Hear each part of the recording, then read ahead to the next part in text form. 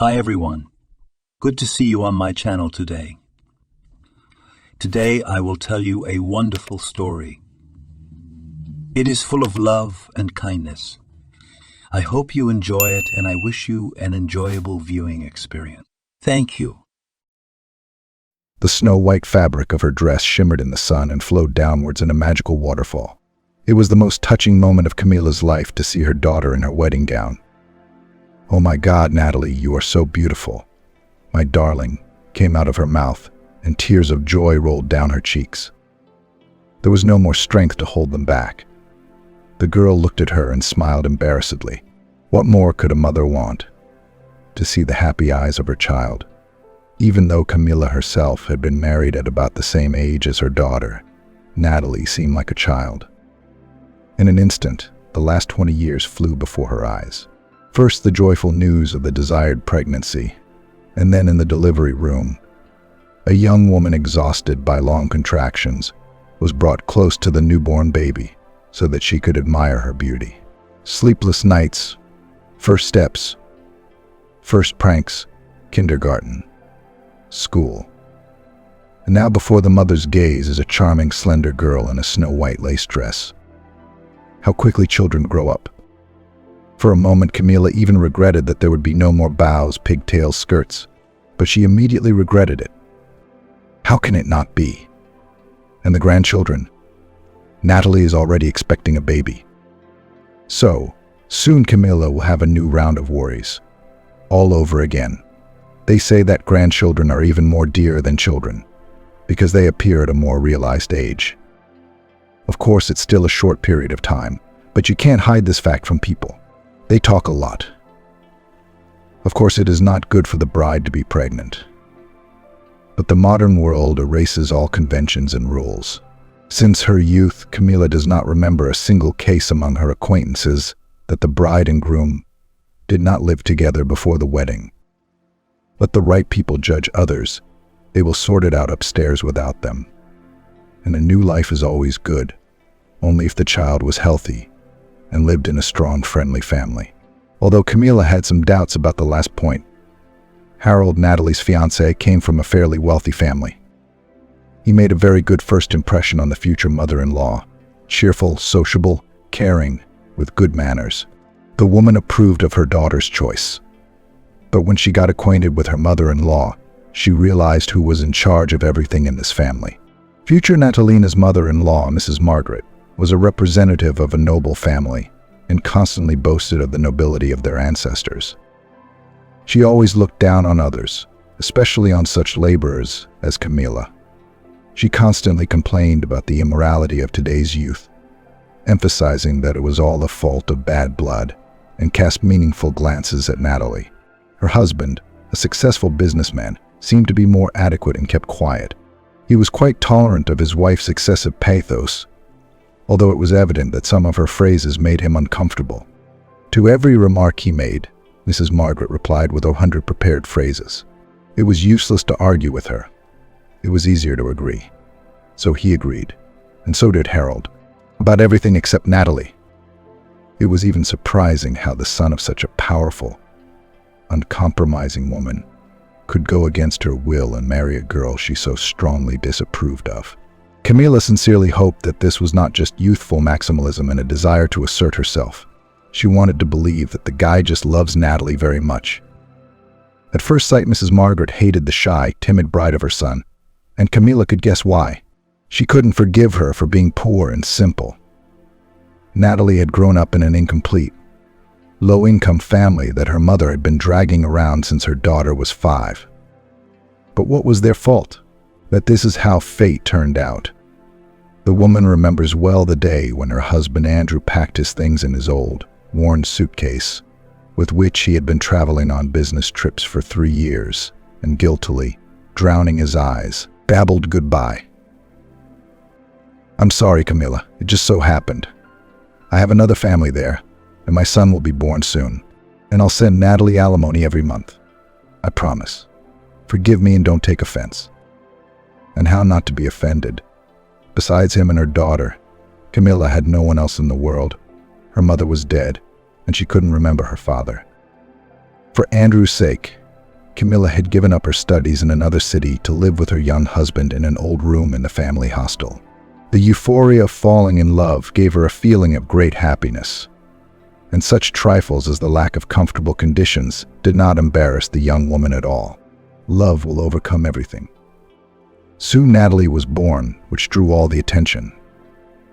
Andrew got a good job, but he had to be away for a week or more. Camilla waited patiently for her husband.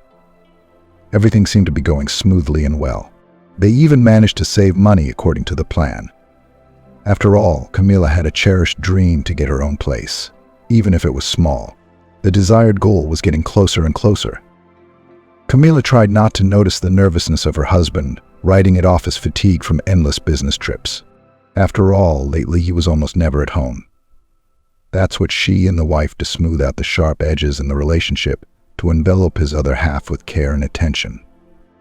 A smart wife would not let everything on its own, would compare all the facts, would look more closely, in time to intervene in the situation and save the family. Probably Camilla is not very smart. She's not used to not trusting, living in constant suspicion and going through all her things. And to secretly examine the pockets of the man she loves, it's not about her. She had always thought that fighting for love was a rather stupid idea. This beautiful, bright feeling is either there or it is not. Everything should be easy and uncomplicated. Is it possible to force a person to love? It's good to think like that when it comes to others, not you personally.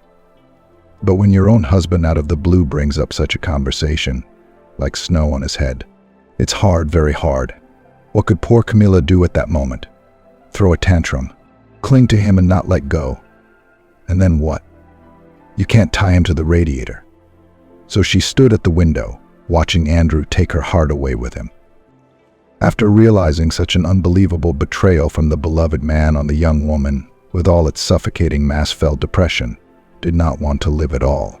For several days she just lay in bed, tucked into a pillow.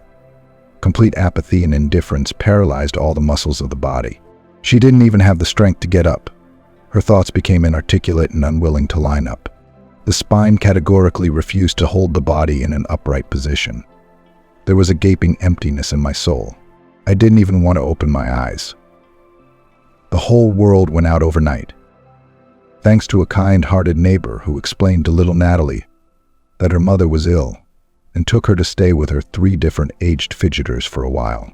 She also brought her friend to her senses when she saw that she had no intention of returning to reality.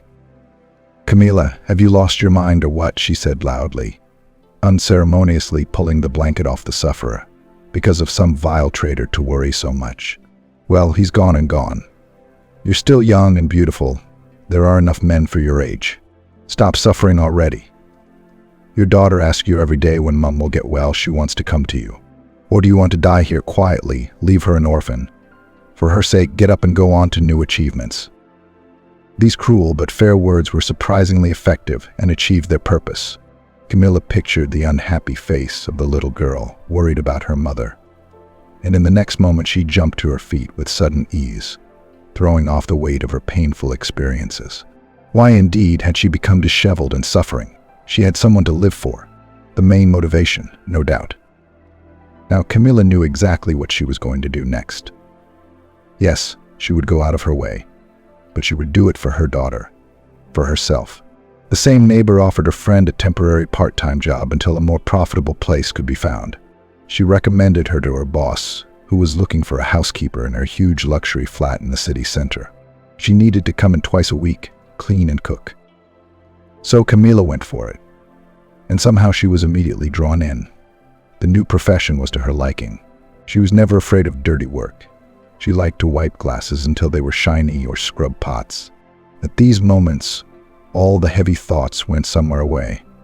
And then there was satisfaction from the result of her efforts, perfect cleanliness and order. The new owner, in turn, recommended Camilla to her friends. And in a few months the woman was in demand in the richest houses of the city. Her easygoing character, honesty and cleanliness won her a good reputation.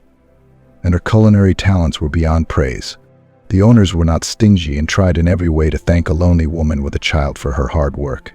The income was not bad, but they had to work hard. At first, every morning Camilla had to persuade herself to get up and start a new working day. But one gets used to everything, and Camilla got used to it. Andrew didn't cheat, though. He faithfully paid alimony, though small, but they were not superfluous. When Natalie was 11, her ex-husband suddenly called, said something long, begged forgiveness, remembered how good they were together, wanted to come and take them somewhere to start all over again. But by that time, Camilla had already put her soul in perfect order, just like at work.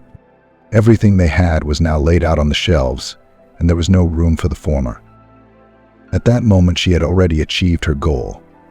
Her long-held dream had come true. She had bought a studio flat and moved in with Natalie.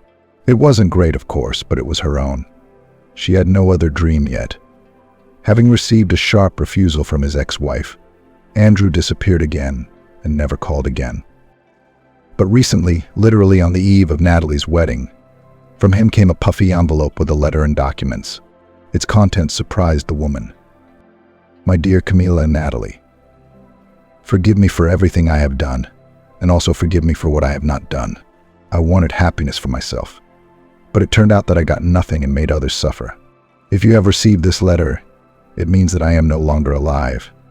Fate has it so that now I'm dying all alone. But I'm not complaining. I'm humbly accepting it just punishment. Natalie, my daughter, I've always loved you. I always remembered you.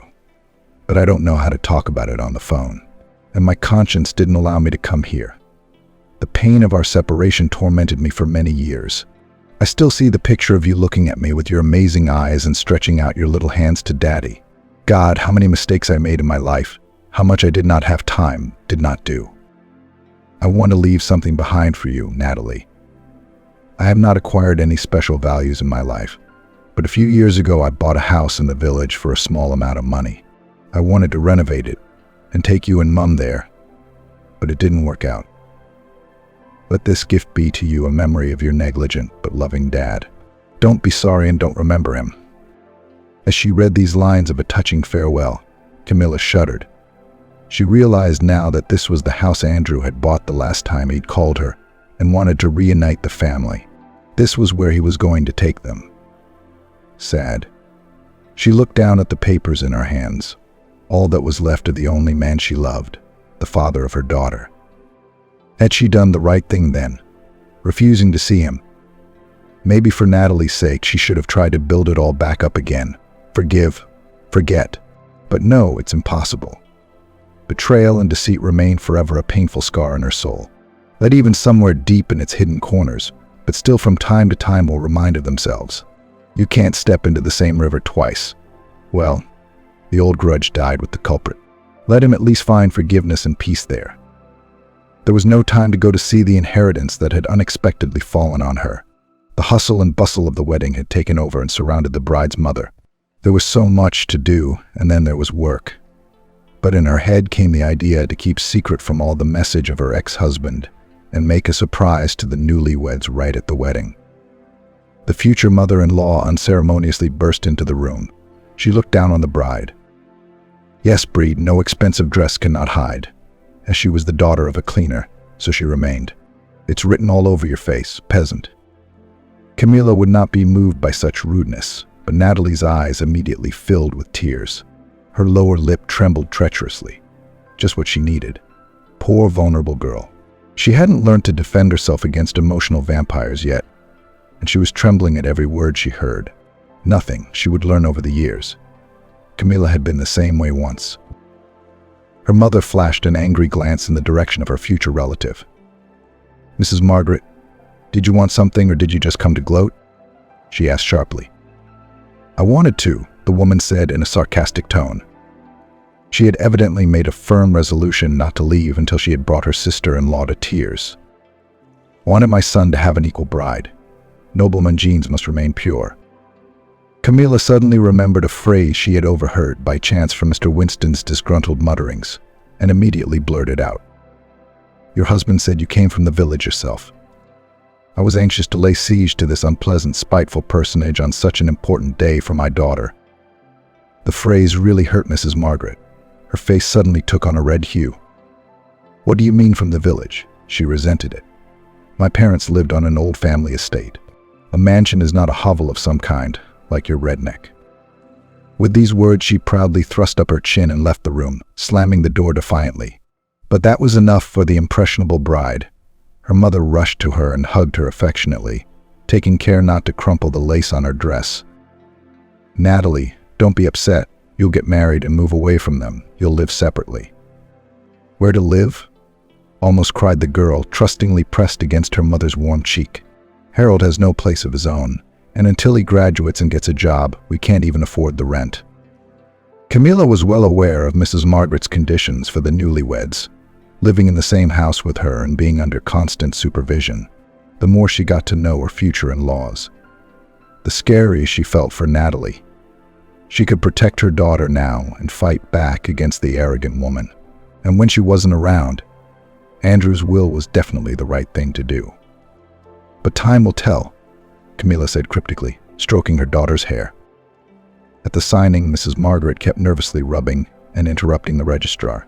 She felt uneasy for some reason. Now that the unwanted wedding ceremony was a reality, inwardly she was shaking with indignation. How could it be that Harold had disobeyed her and that this gray mouse would soon be living in her house? Everything that was happening seemed to her a farce, and she could not wait until the festive part was over. Looking at her dignitaries, she was sure they thought the same and were frankly ashamed of Natalie. But Mrs. Margaret was worried in vain. The diminutive, dark-haired bride pleased the guests. The touching look of her huge eyes and her shy, sweet smile won everyone over without exception. "What a beautiful couple," they whispered. A country restaurant was booked for the evening, posh, but very expensive.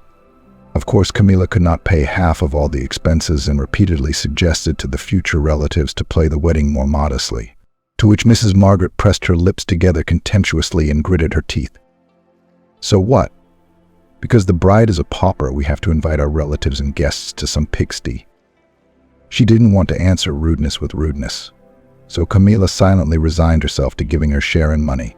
Let the young people spend it on themselves rather than on a pompous event. She had another surprise in store for her, Natalie's will from her father. In her hands, the bundle reminded her of herself. At first, everything seemed to be going well in the restaurant. Everyone was having a good time, except Mrs. Margaret. Of course, she predictably sat there with a disgruntled expression, watching every movement of her hated daughter-in-law, looking for an excuse for another sarcastic remark.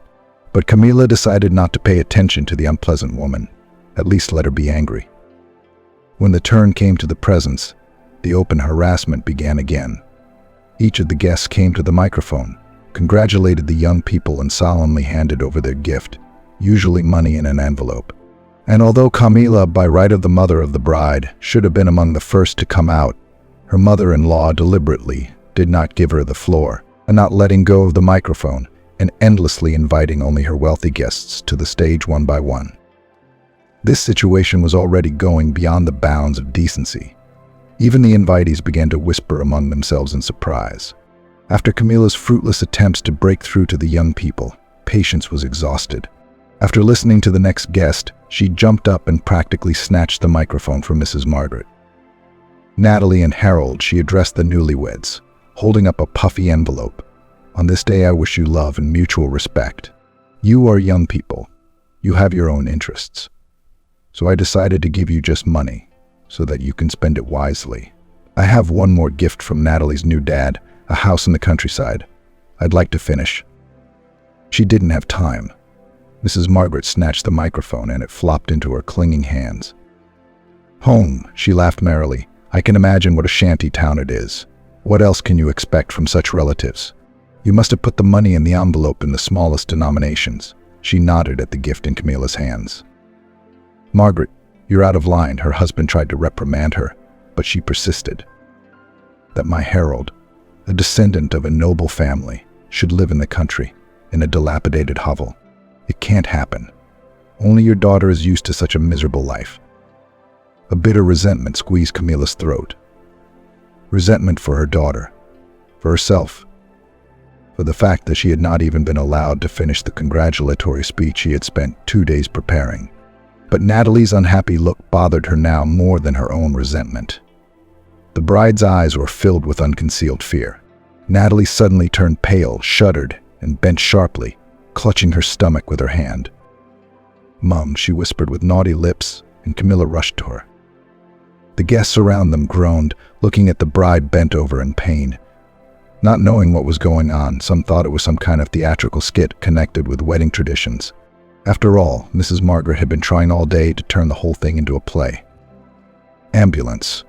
Call an ambulance," Camilla exclaimed with concern in her voice, leaning over her daughter. Unable to find herself, Camilla paced the hospital corridor from one end to the other. Harold was clearly nervous as well, but tried to keep his emotions in check. Only the white knuckles of his tightly clenched fists and the unaccustomed pallor on his face gave away his excitement. Finally, the doctor came out and informed the frightened relatives that there was a threat of a breakdown in the future mummy. It was necessary to stay under medical supervision for some time, and also advised to avoid stressful situations and excitement from now on. Camilla only hummed. How to live with such a mother-in-law? It's a lot of stress. Something had to be done. I wonder what kind of house Natalie got from her father. The owners of one of the flats, where Camilla cleaned periodically, went on an unplanned trip, and suddenly the housekeeper had a couple of days off. Not thinking long, the woman gathered the necessary documents and decided to go to see with her own eyes the inheritance from her ex-husband. And what if the newly minted mother-in-law was right? And Natalie got some wreck in the middle of nowhere as a gift. Or maybe, on the contrary, it's a perfectly nice place. She would have to renovate it a little and take her daughter out of the hospital, right there, into the fresh air, away from her scandalous mother-in-law. Of course, she and her daughter had never lived in a private house, much less in the country. But what if Natalie liked it? There are so many people moving closer to nature. In Camillina's younger days, everyone was moving to the city to get closer to civilization, but lately the trend was the opposite. Probably not such a bad thing. The woman was satisfied with the bus journey. She got there in 50 minutes. In principle, it was not long. It takes longer to get around the city. The village turned out to be quite nice. From the hill where the bus dropped her off, she could see charming houses with colorful roofs, hidden among green gardens and lined along long streets that stretched away into endless sown fields. When she found the building with the right number, Camilla was a little disappointed. She'd hoped it would be like one of those nice, well-kept houses she'd seen and be ready to move into immediately. Here it was different, neglected and abandoned. Clearly no man had set foot here for many years. After opening the shriveled gate and struggling through the weeds to the front door, Camilla came across a huge lock. It was only then that she realized she would have trouble getting in. In desperation, she pounded her fist on the damned iron separating her from the interior space she was about to appreciate today. Quite unexpectedly, the padlock made a metallic clanking sound and fell to the porch, leaving only a lonely rusty wishbone dangling in the hinge. The door creaked open easily, and the nose smelled the dampness of the uninhabited room. Inside, things weren't so terrible. The ceiling wasn't leaking anywhere, and the floors were very good. There was almost no furniture in the rooms. Only in the middle of the kitchen was an old table with peeling paint, and in the bedroom a huge, dusty cupboard stood orphaned. Probably the previous tenants couldn't bear to move it, so they'd left it here. I opened the cracked door of the cupboard and found a pile of old newspapers and colored women's magazines inside. On the bottom shelf were a dozen forgotten photographs. Taking one of them out of curiosity to see what the previous owners of the house had looked like, Camilla was numb with surprise. She was looking at Mrs. Margaret, but very young, in a cheap tracksuit from the market and her hair disheveled in the fashion of the day. Grabbing the other photos with the intention of making sure it wasn't a coincidence at all. Holding her breath, the woman scrutinized each card. There could be no doubt. Either her matchmaker had lived here before, or her twin sister, if any. After recovering from the shock and thinking for a while, she went to get acquainted with the neighbors. It turned out that everyone was at work. Only a friendly, gaunt old woman in a colored scarf, who called herself Mrs. Rachel, came out to see her. After introducing herself, Camilla asked the question that had been on her tongue all along. Who used to live in this house? It's been empty for 25 years, the elderly neighbor shook her head. It had been resold 3 times. but the owners didn't stay long. I found pictures. There's a family there. Camila didn't back down, trying to get some information. So it must be the Brown family, Mrs. Rachel suddenly remembered and thought for a moment. It's been a long time ago. Are they from the gentry? Camila threw in another line of inquiry. The old woman laughed merrily, and more wrinkles appeared on her kind face. God be with you. What nobles are there? Mrs. Vivian worked as a cleaner at the school, and her husband worked at the state farm. They borrowed money from the whole village and left in an unknown direction. It's a good thing the sums were small. And their daughter, Mrs. Margaret, I think she was about 20 years old at the time, was a girl who went out with one man and another. Then she got pregnant by the local tractor driver, Mr. Jonathan, and ran off to town, always looking for someone richer. I bet if she'd known Mr. Jonathan was going to be a farmer, she might have stayed with him. This last piece of information puzzled the new neighbor. Suspicions began to brew in Camila's mind. And when was that? Perhaps you can remember?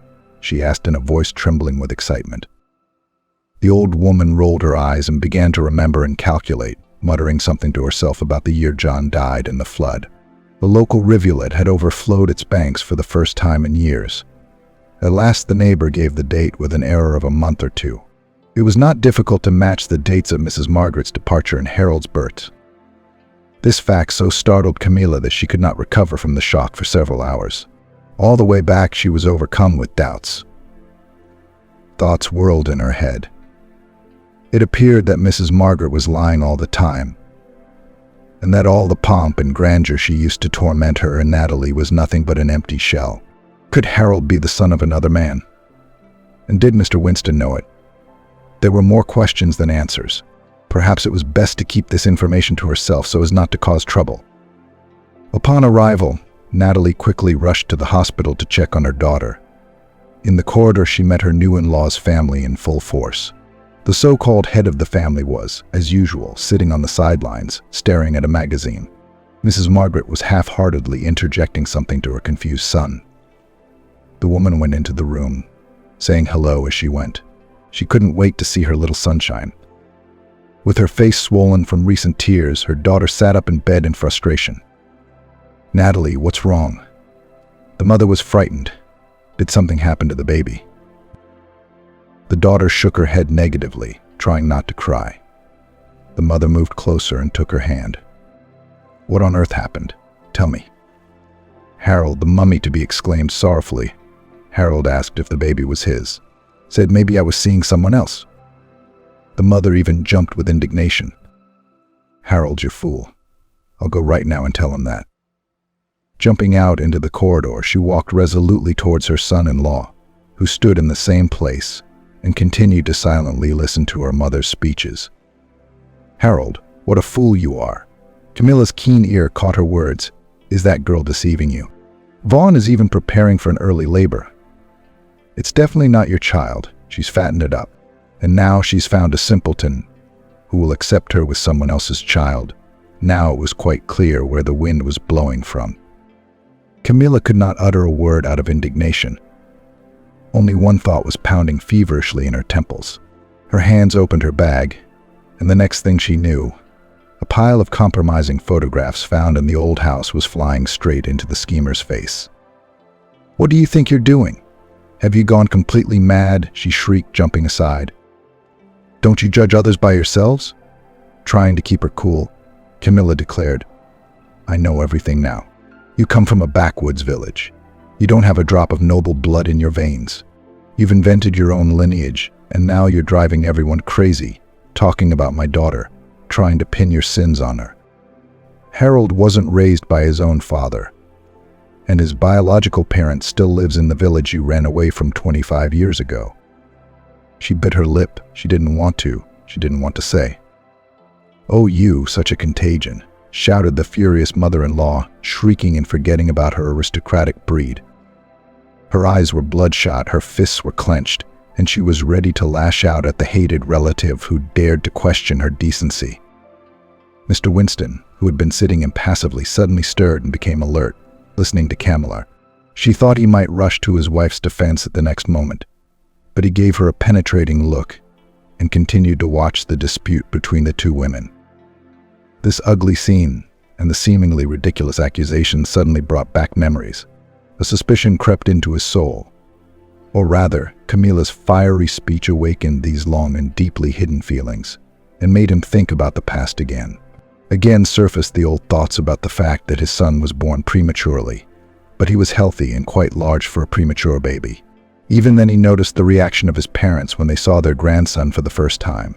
They only looked at each other in silence, but to their credit they had never spoken out about it in all these years and loved Harold as one should love one's own grandson.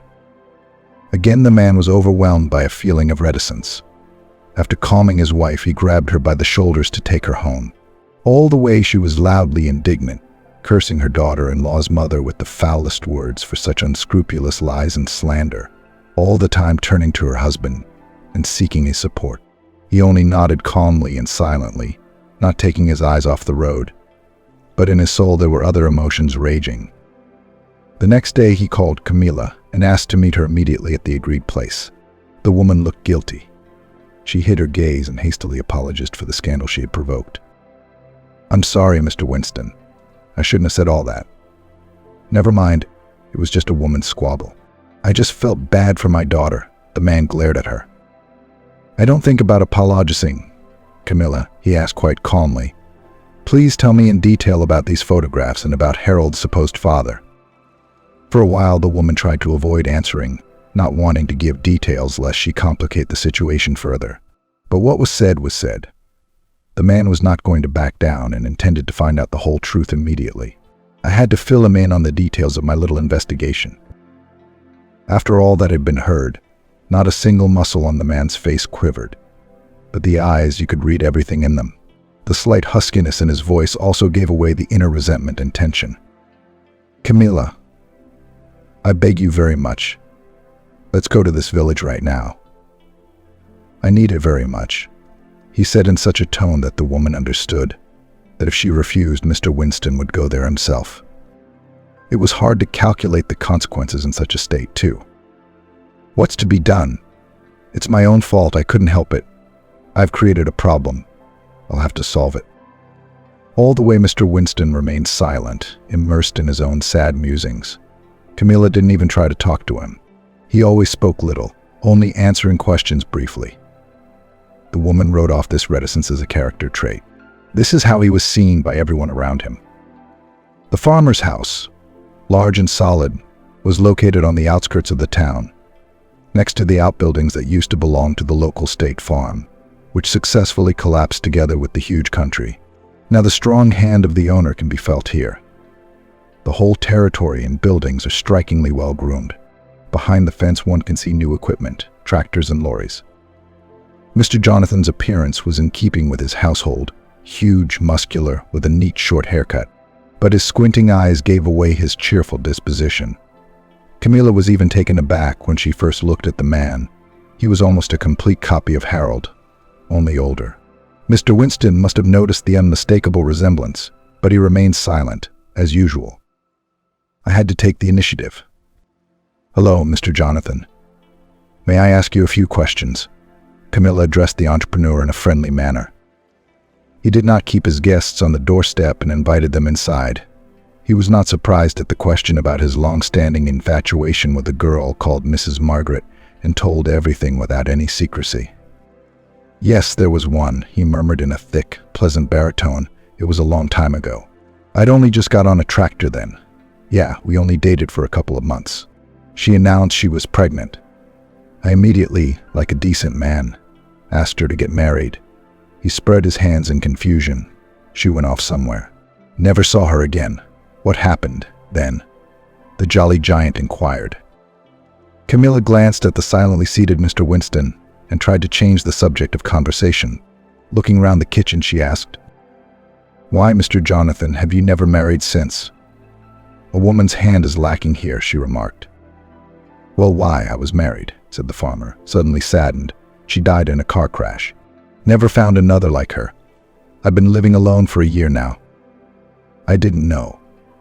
"I apologize for the indelicacy." Camilla looked at the widower with compassion. "It's no big deal," he reassured the woman. "Time heals." And suddenly, in a cheerful tone, he asked, "Are you, for instance, married?" "No, I'm not married," Camila replied and blushed thickly. "You're the one I would definitely ask out," he said, smiling, keeping his eyes on the pretty guest. "Thanks, I'll think about it." The woman laughed and got up to say goodbye to the jolly host. Back also they rode in silence. Mr. Winston didn't even turn on the car stereo. Low gray clouds covered the sky. It was raining. Large drops drummed on the windscreen. The windscreen wipers worked softly and methodically, trying to disperse the silence in the cabin with their mechanical sound. Camila sincerely felt sorry for the man sitting next to her. How does it feel after 25 years to find out about the huge lie of the woman you trusted all this time? She had experienced similar things in her time, but this situation was many times more painful. The woman furtively glanced at the driver, afraid to break the silence. He seemed to be concentrating on the road, not noticing anything around him. But it was only an appearance. His emotions were choking him from the inside, trying to escape. Unable to fight them any longer, Mr. Winston simply sighed and suddenly spoke, at first softly, stammering, as if each word was difficult for him, and then he broke through. An endless stream of words poured out of his mouth. Everything that had boiled up, everything that had tormented him for many years. He was still very young then, a good, modest boy from a well-to-do family. Everything was as it should be: music school, physics and math school, then a prestigious university. It was there that he met his first and only love, Annie. He remembers well the day when she, with a joyful smile on her face, in an airy light-colored dress, all glowing like an angel, burst into the classroom. He looked into her huge blue eyes and stayed in them forever. Holding his breath, he followed her every movement. The girl seemed to him perfect in everything without exception. Beautiful, excellent student, activist, volunteer. Her malleable, friendly character appealed to all her classmates. Many guys tried to win her heart, but she smiled sweetly and offered only friendship in return. After all these unsuccessful attempts of other guys, Mr. Winston didn't even hope to attract her attention. Surprisingly, one day in class, she approached him on her own. "Winston, could you help me with my maths?" she asked, flapping her long eyelashes charmingly innocently. "I've got an exam coming up, and I'm swimming through some of the topics." The young lad couldn't believe his good fortune.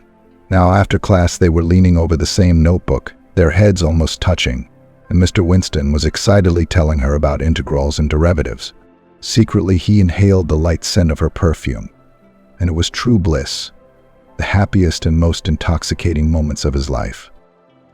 Several months passed, but the shy guy never dared to confess his feelings to Annie, never found a convenient occasion, and when they were both invited to a party in some club, Mr. Winston made up his mind. It was a sign.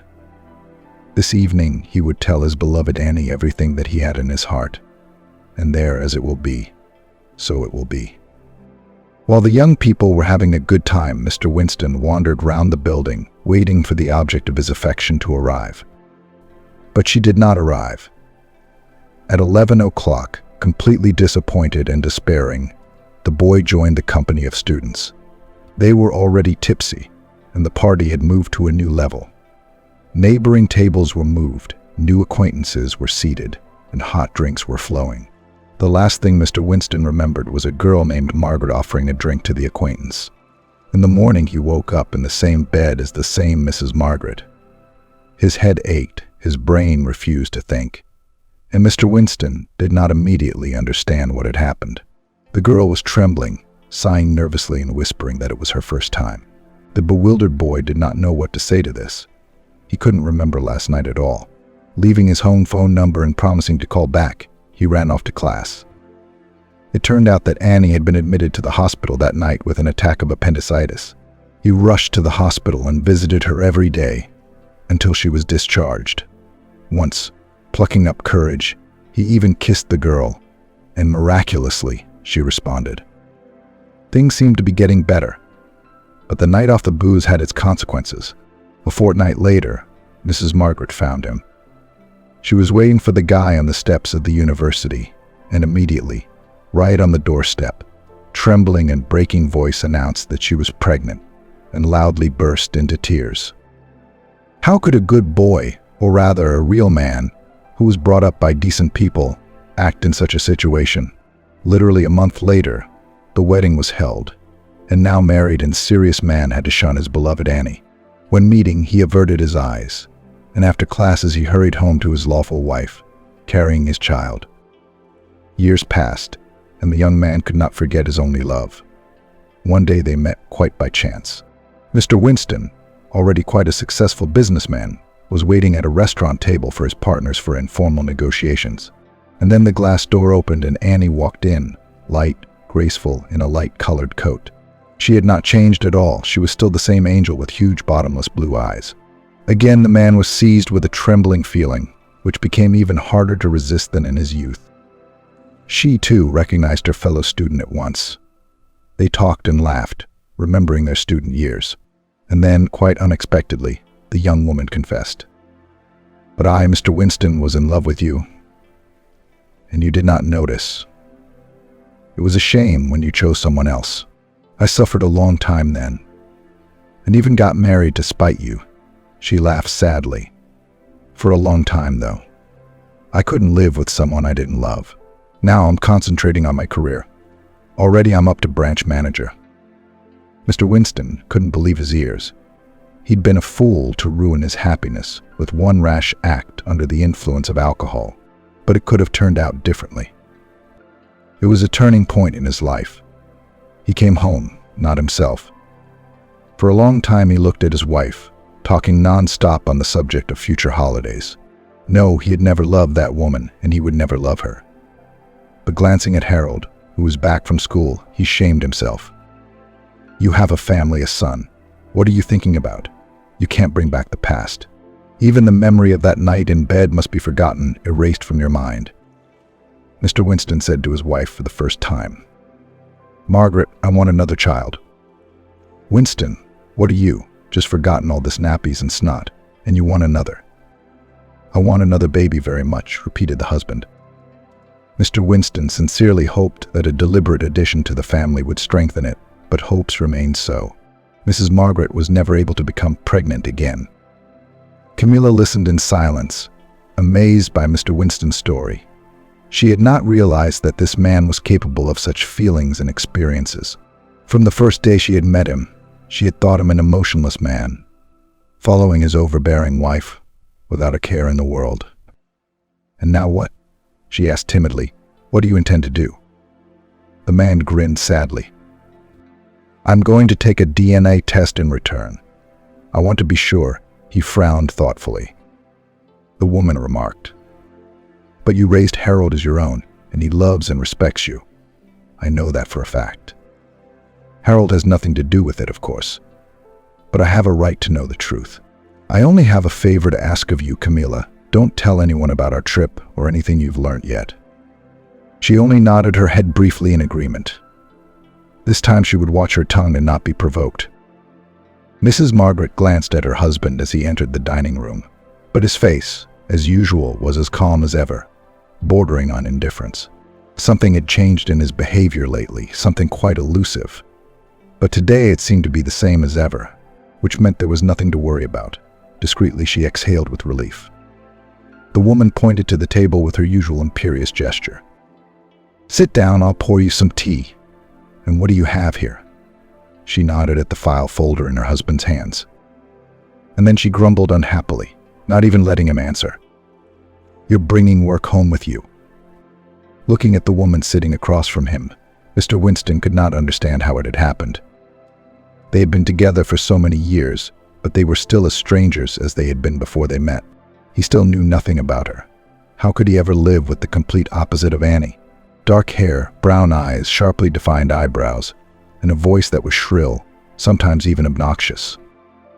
"Do you realize what our newfound daughter-in-law has declared?" The woman said indignantly, pouring tea, "that she and Harold have decided to go to this Klopp house, to the country. A descendant of princes will live in the village. How about that? Where did this obsession with nobility come from?" Mr. Winston sincerely did not understand. Even at the beginning of their acquaintance, she had mentioned that she had lived in some village. And a few months later, she suddenly appeared a perfectly slender and plausible legend about noble ancestors of blue blood. She even showed some papers and certificates to everyone. "Margaret," the man said in a calm tone, "where are your parents?" The woman raised her eyebrows in surprise. "Dead before we even met. I told you so." Mr. Winston leisurely opened the folder of papers he had brought with him and pulled out the top sheet of typed text. "And to the best of my knowledge, Mr. Terence Brown died only 6 years ago." Mrs. Margaret was speechless for a moment, looking at him with eyes widened with surprise. "And Mrs. Vivian Brown has been living in a nursing home for several years now, and in that time no one has ever visited her. Probably because," he summarized, "their only daughter has invented other parents and abandoned her blood parents." "Those aren't my parents," the startled woman whispered. "I continue to insist that they are. My parents are dead, or do you think I'm lying to you?" "Oh, really?" The husband grinned. "How can you think that?" And pulled another document out of the folder. "And here's the result of the DNA test, Harold. And I took—" "Read it," he said, holding out the sheet to her. With trembling hands, her wife took the paper and ran her eyes over it. The blood rushed from her face, and her chest heaved heavily. "It's not true," she protested desperately. "They've made a mistake." "I've heard there are mistakes even in the lab." Mr. Winston pulled out his latest trump card in a leisurely, measured manner. It was a medical discharge from the hospital. And here it says that Mrs. Margaret has had 3 abortions in the last 20 years. This argument finished her off completely and drove her virtually to hysterics. "Yes, yes, she has," she shouted in her husband's face, no longer at all shy of expression. "I didn't want any more children. I want to live for myself, not for others." Calmly waiting for his wife to vent her rage, Mr. Winston stood up and said in a perfectly even tone, "After all I have learnt these last few days, I have one thing to say to you. You can forgive a lie, but you can't forgive meanness. You and I are no longer united. I have already filed for divorce." With these words, he turned round and walked out. Rumors spread quickly, even too quickly.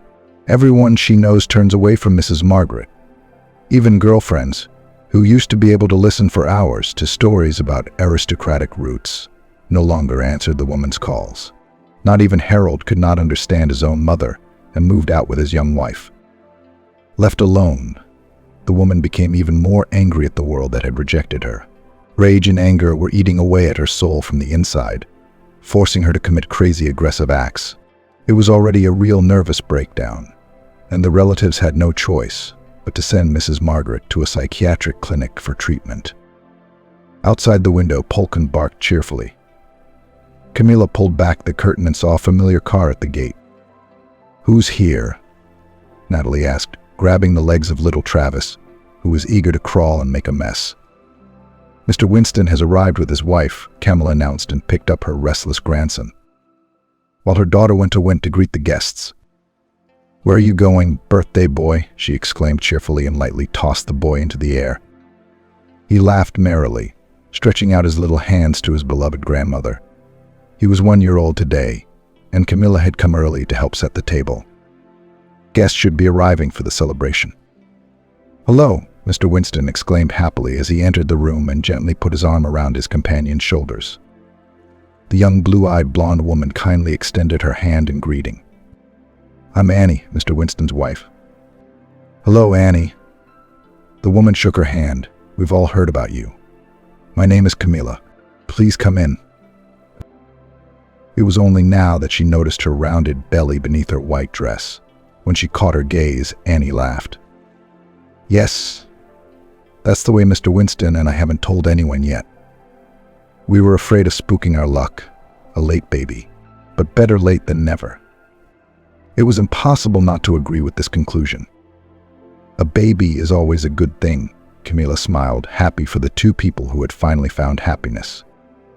Mr. Winston enveloped Annie in a hug and kissed her loudly on the cheek out of an overflow of emotion. He looked very different now. There was no trace of that pragmatic, sullen man. There was no point in holding back his feelings, and his eyes burning with genuine happiness was proof of that. "Where is my favorite grandson?" The man called out cheerfully, and Travis shrieked happily when he heard his grandfather. While the guests were fiddling with the boy, another grandfather, Mr. Jonathan, arrived. He kissed his daughter-in-law on the cheek and asked as he walked by, "Where's Harold? I don't see his car." "He'll be here soon. He's in the driveway," Natalie replied. Mr. Jonathan walked over to Camila and wrapped his big warm arms around her. "Hi, wifey. I promised I'd make it on time." They had only been married for a month, and the man was awfully fond of calling her wifey. More than a year ago, when Natalie and Harold had unexpectedly decided to accept the late Andrew's gift and settle in the village, Mr. Jonathan and Mr. Winston had helped the young couple make repairs. Camilla was seeing the farmer frequently during that period. They chatted a lot, then decided to go on a date, then another, and then realized they loved each other. Just recently they moved in together and made their relationship official. Now Camila has become the mistress of the big house. After living in the countryside, she realized that this is what she had always wanted. An income that she could now not worry about, a leisurely measured rhythm of life. A man she loved, a daughter and a grandson just around the corner. What else does a woman need to be happy? Here comes Harold. Natalie rejoiced, looking out the window. "Hello, everyone," shouted cheerfully from the threshold the young master. Following him, the two women entered. Mrs. Margaret, hello, rushed up to the pale, dark-haired woman, Natalie. "Young mammy, hello, my good one." She hugged her hostess and looked round at the guests. Hello, everyone," she said in a calm, low voice. Mr. Winston looked warily at the new guest and instinctively shivered. He could not yet get used to the brand-new Mrs. Margaret. After her treatment at the clinic, he didn't trust those therapists. His mother-in-law turned round and took the hand of a gaunt old woman standing meekly by her side. "Please meet my mother, Mrs. Vivian." There was a merry clamor at the table. Everyone's favorite celebrant was the center of attention. The guests congratulated him, joked, and fooled around. Mr. Winston sometimes squinted in the direction of his ex-wife. Noticing this, she chose a moment and sat closer. "Mr. Winston, you and I never spoke after I got back." "Yeah, we don't seem to have much to talk about," the man parried. Resentment lodged itself firmly in his soul. I need to talk to you," she said in a quiet voice. The doctor advised it. "Oh, and I want to apologize and ask for forgiveness myself." Such words, even such a calm tone, Mr. Winston had never heard from Mrs. Margaret. Apparently her treatment at the clinic had indeed helped her. "Yes, it's all right," he shrugged. "I don't take offense." "You take offense," the woman replied. "I can see that you're offended. I see a lot of things now that I didn't notice before when I was only thinking about myself." She sighed heavily and continued. "You may not believe me, but I'm a very different person now. Or rather, I'm exactly the person I'm supposed to be. Yes, it was at the clinic that I realized that I was living someone else's life. I was making things up, deceiving, making something of myself. And in the end, in the blink of an eye, everything fell apart and I was left completely alone." Her ex-husband listened at first with some disbelief, but after realizing that all this is not pretense, but completely sincere thoughts, he was imbued with her speech. "I look at the world quite differently now," said the woman. "After all, I still have time to correct at least some of my mistakes. Natalie and I have become friends. She's a lovely girl. How did I never notice before? I guess I got confused by my own deceptions and looked at others through that prism. I love Travis. He's a little miracle. Part of my son, part of me. His mother took him home from the nursing home. She forgave me. Thank her for that. All that's left is for you to beg for forgiveness."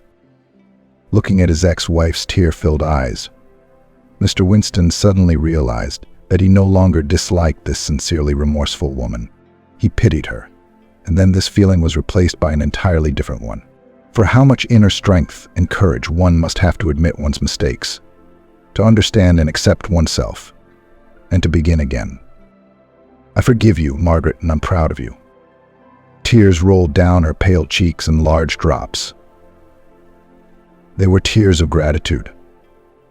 Mr. Winston covered her hand with his palm and smiled sincerely. Everyone has a right to forgiveness if they are truly repentant. It is not for us to judge.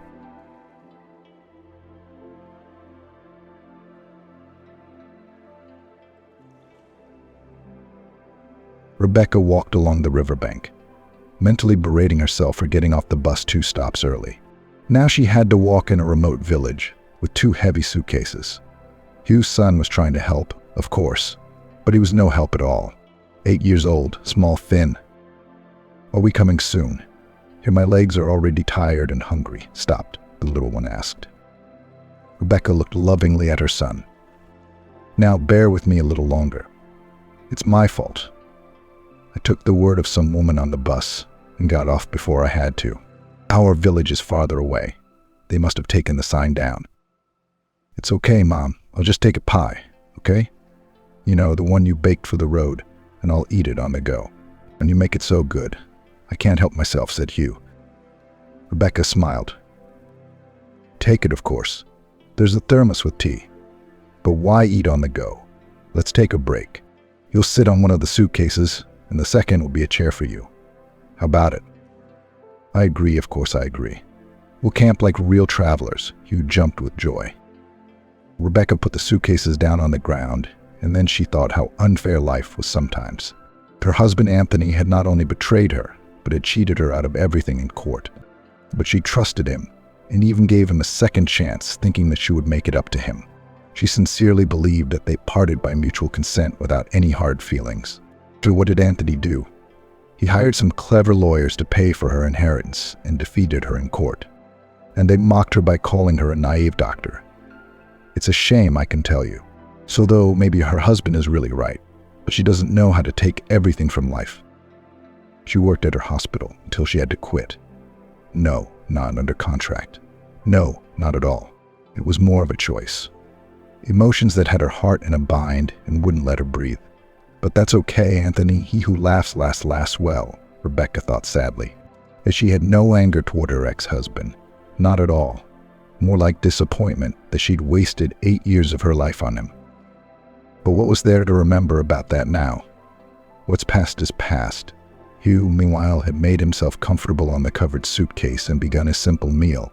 He had always loved his mother's baked goods, and in his own opinion, had never tasted anything better. "No, son. There's a lot of delicious things in the world. It's just that not everyone has the opportunity to buy delicacies," Rebecca said sadly. She felt a sense of guilt for her son.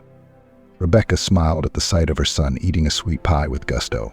God, how little a man needs in life. A home, a loving family, and a satisfying job. And all I have left now is family. Her mind flashed before she noticed something strange in her side vision. The riverbank seemed desolate and even a little dreary at first. The sandy soil was heavily covered with grass, with nothing but grasshoppers by day and crickets by night. The waves were lazily lapping at each other, as if playing catch-up. The water was bubbling quietly, and its peaceful noise involuntarily brought boredom and sleepiness. It would have been all right, but to her right Rebecca noticed a man dressed in dark, unattractive clothes. He looked like a ghost who had not found a home in heaven. When she saw the stranger, Rebecca visibly tensed. Who was he? Could he be a fisherman or hunter? But where was his tackle or his gun? And he looked strange, more like a vagrant. At the thought of that, Rebecca became nervous. Hugh, who was sitting on the suitcase, immediately caught the change in her mother's mood, and stopping chewing, followed her gaze. Who is that man and what is he holding? It looks like a doll. Uncles don't play with dolls. Rebecca looked at her son in surprise. What an eye. I didn't notice. Diamond eyes. Yes, it looks like he has something in his hands. At that moment, the stranger turned his head toward Rebecca, and still holding such a strange object in his hands, headed toward them. Rebecca felt inexplicably anxious. Of course, she didn't think this man could do any harm. But on the other hand, he looked very strange, especially with a doll in his hands.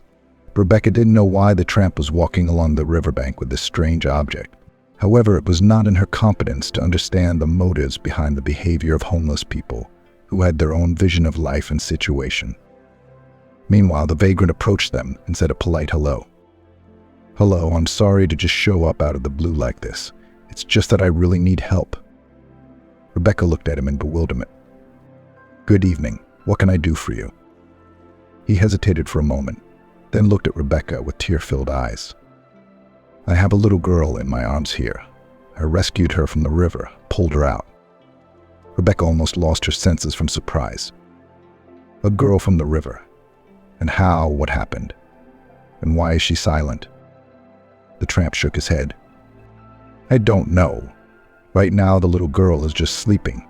She's very tired. As I understand it, she got into an old boat and swam away from the shore for some reason. The current picked it up and swirled it around in the waves.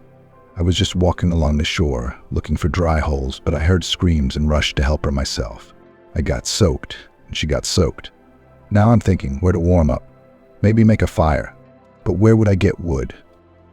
Only now Rebecca noticed that the tramp's clothes were really wet. But what interested her most was the little girl who was sleeping peacefully in the arms of the homeless man. She looked to be about 6 or 7 years old, though under certain conditions she might well have been Hugh's age. So it wasn't a doll. It's a girl, exclaimed the boy. Rebecca shrugged her shoulders in embarrassment, and then gently accepted the burden from the tramp's hands. Since the baby's clothes were wet, Rebecca made a decision almost immediately. We need to wake her up, change her. Let her wear Hugh's clothes for now. They'll fit her just right. So what if it's a boy's? What can we do now? She might get hypothermia and get sick. The tramp nodded and stepped aside, realizing that the girl was about to change her clothes. Meanwhile, the little girl, feeling the change, woke up and looked at Rebecca with surprised eyes. Hello, you must be an angel. Am I already in the other world? Strange, almost nothing had changed. Rebecca's lips trembled treacherously. No, sweetheart, you're still here on this sinful earth. Do you need a change of clothes? Let me help you. While the boys turn their backs and shield you from the wind. Come on, sweetheart. Come on, sweetheart. There's no time to lose, or you'll catch pneumonia. The little girl looked at Rebecca strangely, and then followed her suggestion. At that time, Hugh and the tramp went aside and watched the river. Uncle, you must be a fisherman. Is there anything around here? I used to watch fishing programs at home. I liked it a lot, but I've never been fishing, said Hugh. The tramp smiled. No, buddy, I'm not a fisherman. I'm actually homeless. My name's Thomas. I happen to be in these parts by chance. I've been making some money lately. I collect crawfish and sell them live to people on the highway. I don't make a lot of money, of course, and it all goes fast. Hugh's eyes widened in amazement. Wow, real crayfish. What if they bite you with their claws? Or something else? What if there's a snake in the hole? Thomas laughed. Come on, you say that too. What snake? I'm careful. I've never been afraid of snakes. I was once bitten by an adder in the woods, but nothing. My body made it so that I now have an antidote for them in my blood, Thomas said with a smile. Rebecca helped the little girl change and clean herself up. Once she was in a dry suit, she had a nice smile on her face. There, that's much better. Now you'll warm up. You'll be fine. Actually, the ambulance should be called, or you'll get sick, said the woman anxiously.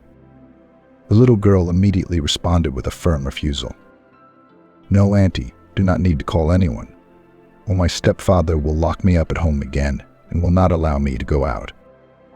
Rebecca looked anxiously at the little girl. What's your name? Amy. Well, I mean Emily, but everybody calls me Amy, she answered. Tears welled up in Rebecca's eyes. Just like my mom's name was Emily. Really? The girl asked hopefully, as if that fact would bring her closer to Rebecca. She nodded, and after a moment's silence, she said, Yes, we did.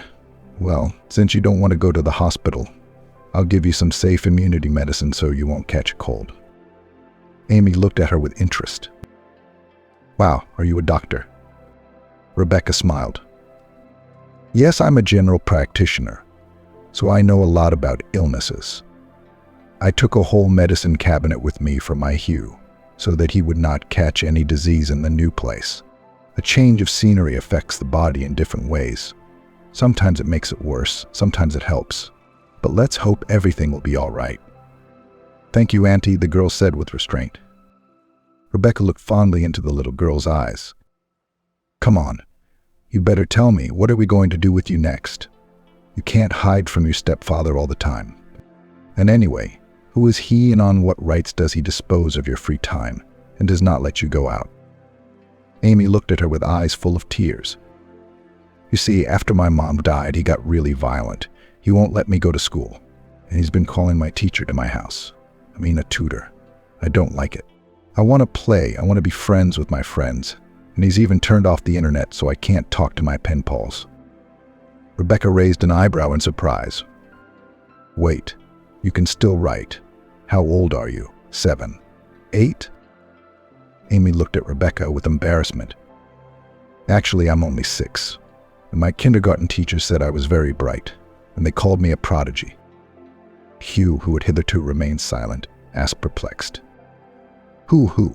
Bander, what's the rest of the story?" Little Amy only waved her hands away. "Prodigy. That's the word for it." Hugh looked at his mother in surprise. In truth, he hadn't expected his new acquaintance to be so intelligent and sensible. Meanwhile, Rebecca approached Thomas and asked him what he planned to do next. The man hesitated for a moment, and then honestly told her everything as it was.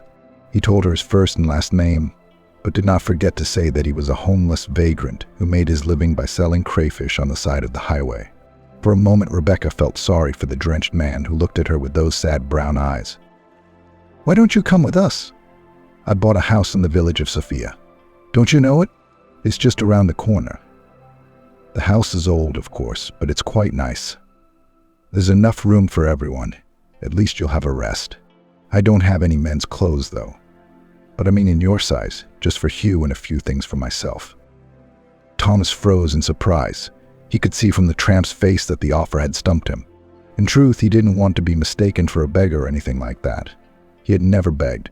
He had always taken care of himself. In one place he would turn in cardboard, in another place he would bring scrap metal to the recycling center. And now crayfish help him. In rainy season, he collected mushrooms and berries. In general, he fed himself and relied only on his own strength. But it's embarrassing. What would the locals think? They don't like vagrants much. They might accuse you of stealing. And I don't want that. I've already suffered once for someone else's sins. I don't want to do it again." Rebecca just waved it off, and then she switched to you. "Don't worry about it. I'll deal with the locals. Moreover, the chairman of the village personally found me this house. And in general, Sean is a good man. He understands those who need help." Thomas looked at Hugh doubtfully, as if searching for support in his eyes. Fortunately, the boy was glad that this mysterious man, who could catch crayfish with his bare hands, and was not afraid of snakes and other underwater creatures, had come with them. "Uncle, come with us. Mommy makes such delicious pies, you'll love them. You'll see, if you try Mom's pastries at least once, you'll never leave us," the boy said maturely and seriously. Thomas smiled and waved his hand in doom. "All right, let's go. I'll warn you right away. If there are any problems or leering looks in my direction, I'll leave right away." Rebecca looked sympathetically at her new acquaintance, but did not comment on his praise. She simply picked up one of the suitcases and headed toward the village. By her rough estimate, it was still about half an hour away. Thomas nodded understandingly, and then picked up the second suitcase from the ground, catching up with Rebecca and taking the first one from her. "Let me carry it. You're so tired." "You'd better help Amy. She's weakened after what happened," Rebecca said, handing over her carry-on. Rebecca walked over to the girl and took her hand. She could tell from the smile that shone on Amy's lips that she had taken the whole thing as one big adventure, and that she was not at all frightened by what had happened to her on the riverbank. As it turned out later, she had run away from home a few hours ago.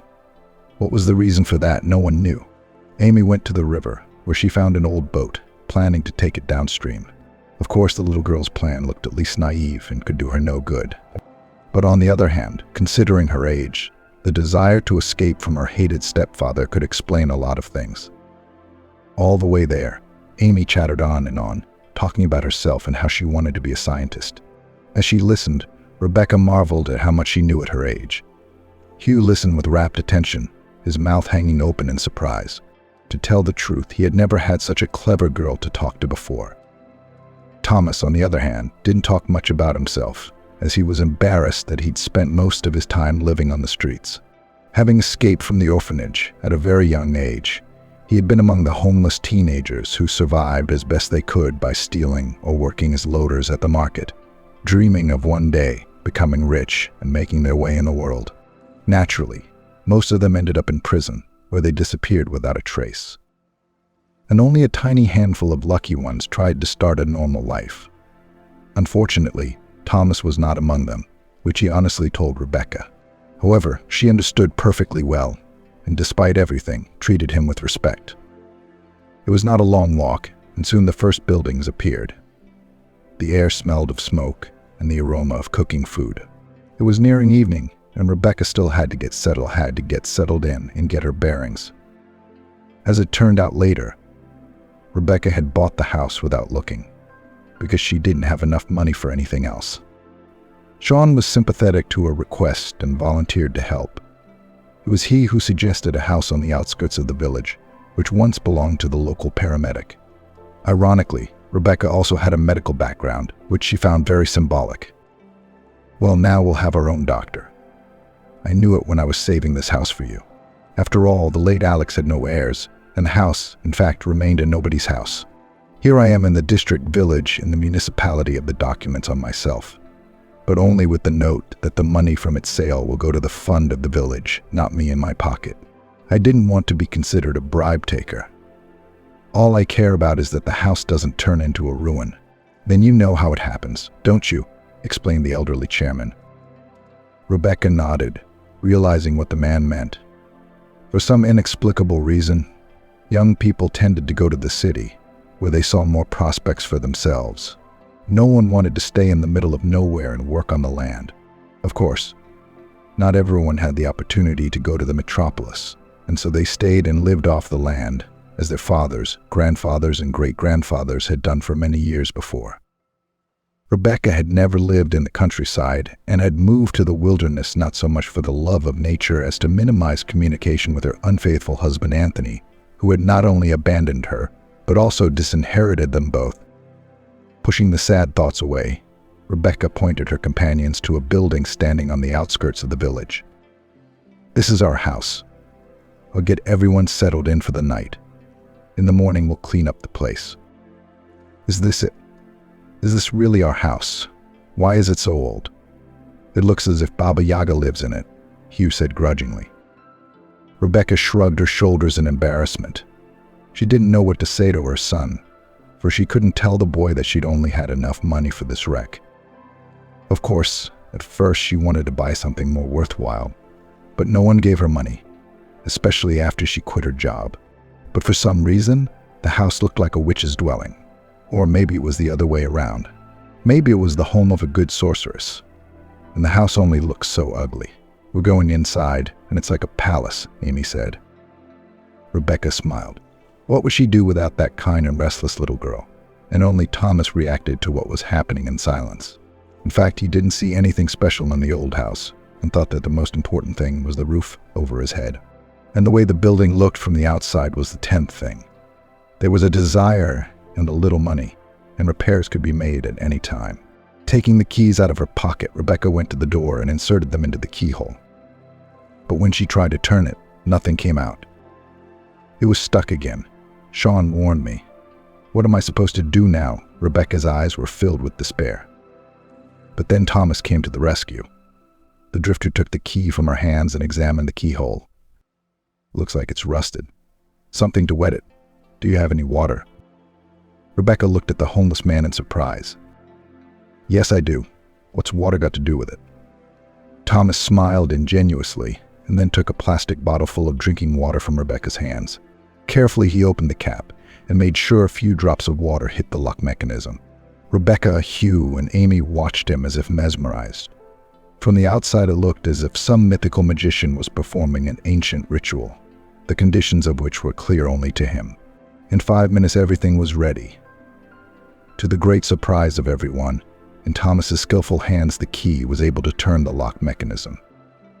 "I thought locks only needed oil," Rebecca said in surprise.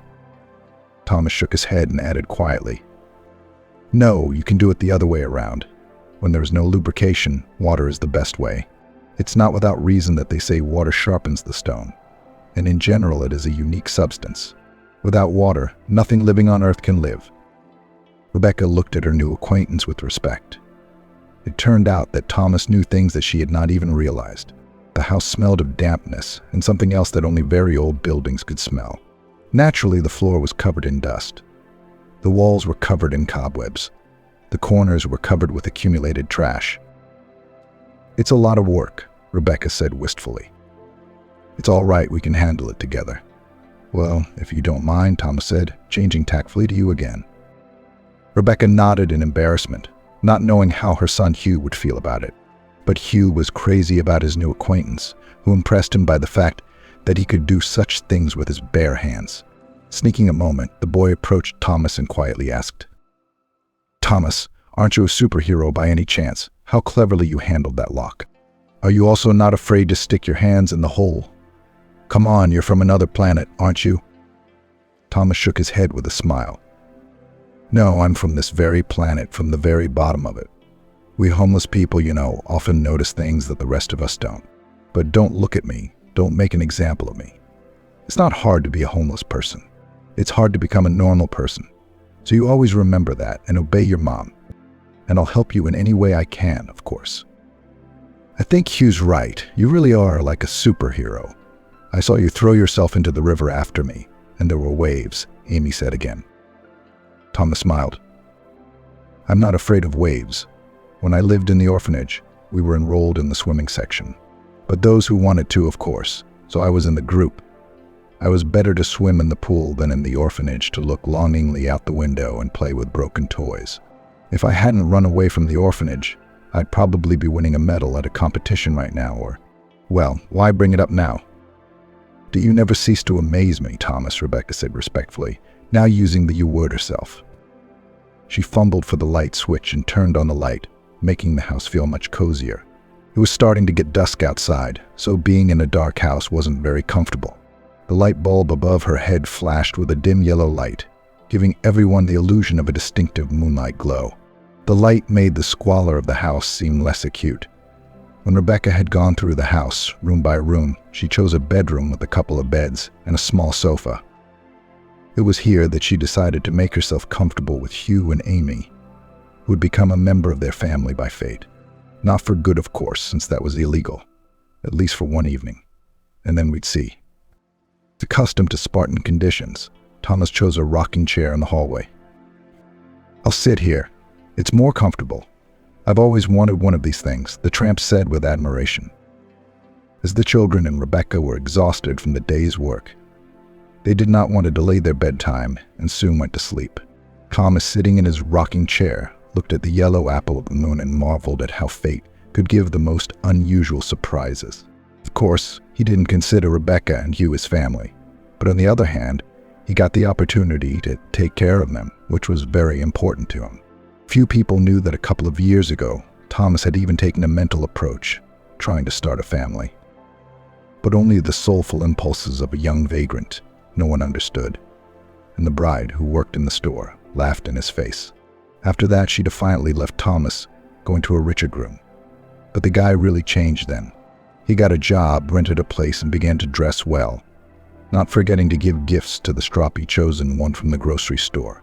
Thomas was ready to catch every word Kayla said, thinking she was his soulmate. So the truth was much worse than he had imagined. As it turned out later, Kayla had simply used him to win an argument with the store manager, who had once mentioned in conversation that an employee could never change a street hobo by making him love her. Kayla thought for a moment and then accepted the challenge, guided only by her lust for profit and the size of the bonus established by the director. In fact, Kayla already had a fiancé whose parents ran a small restaurant downtown. Thomas learned about all this much later, when he became the object of ridicule and was even caught in the crosshairs of several hidden surveillance cameras, the data from which had mysteriously leaked to the internet. Thomas couldn't bear the embarrassment, so he went back into the wild, He quit his job and started living the life he was used to. The deep, unhealed wound in his heart was very painful, causing the unfortunate guy a lot of suffering. Since then, Thomas had been wary of women, although he realized that there were good people among them. Take Rebecca, for instance. She was kind, caring, and attentive, and her son Hugh was so nice. And the rescued Amy is not a girl at all, but a beauty. Thomas's mood improved considerably.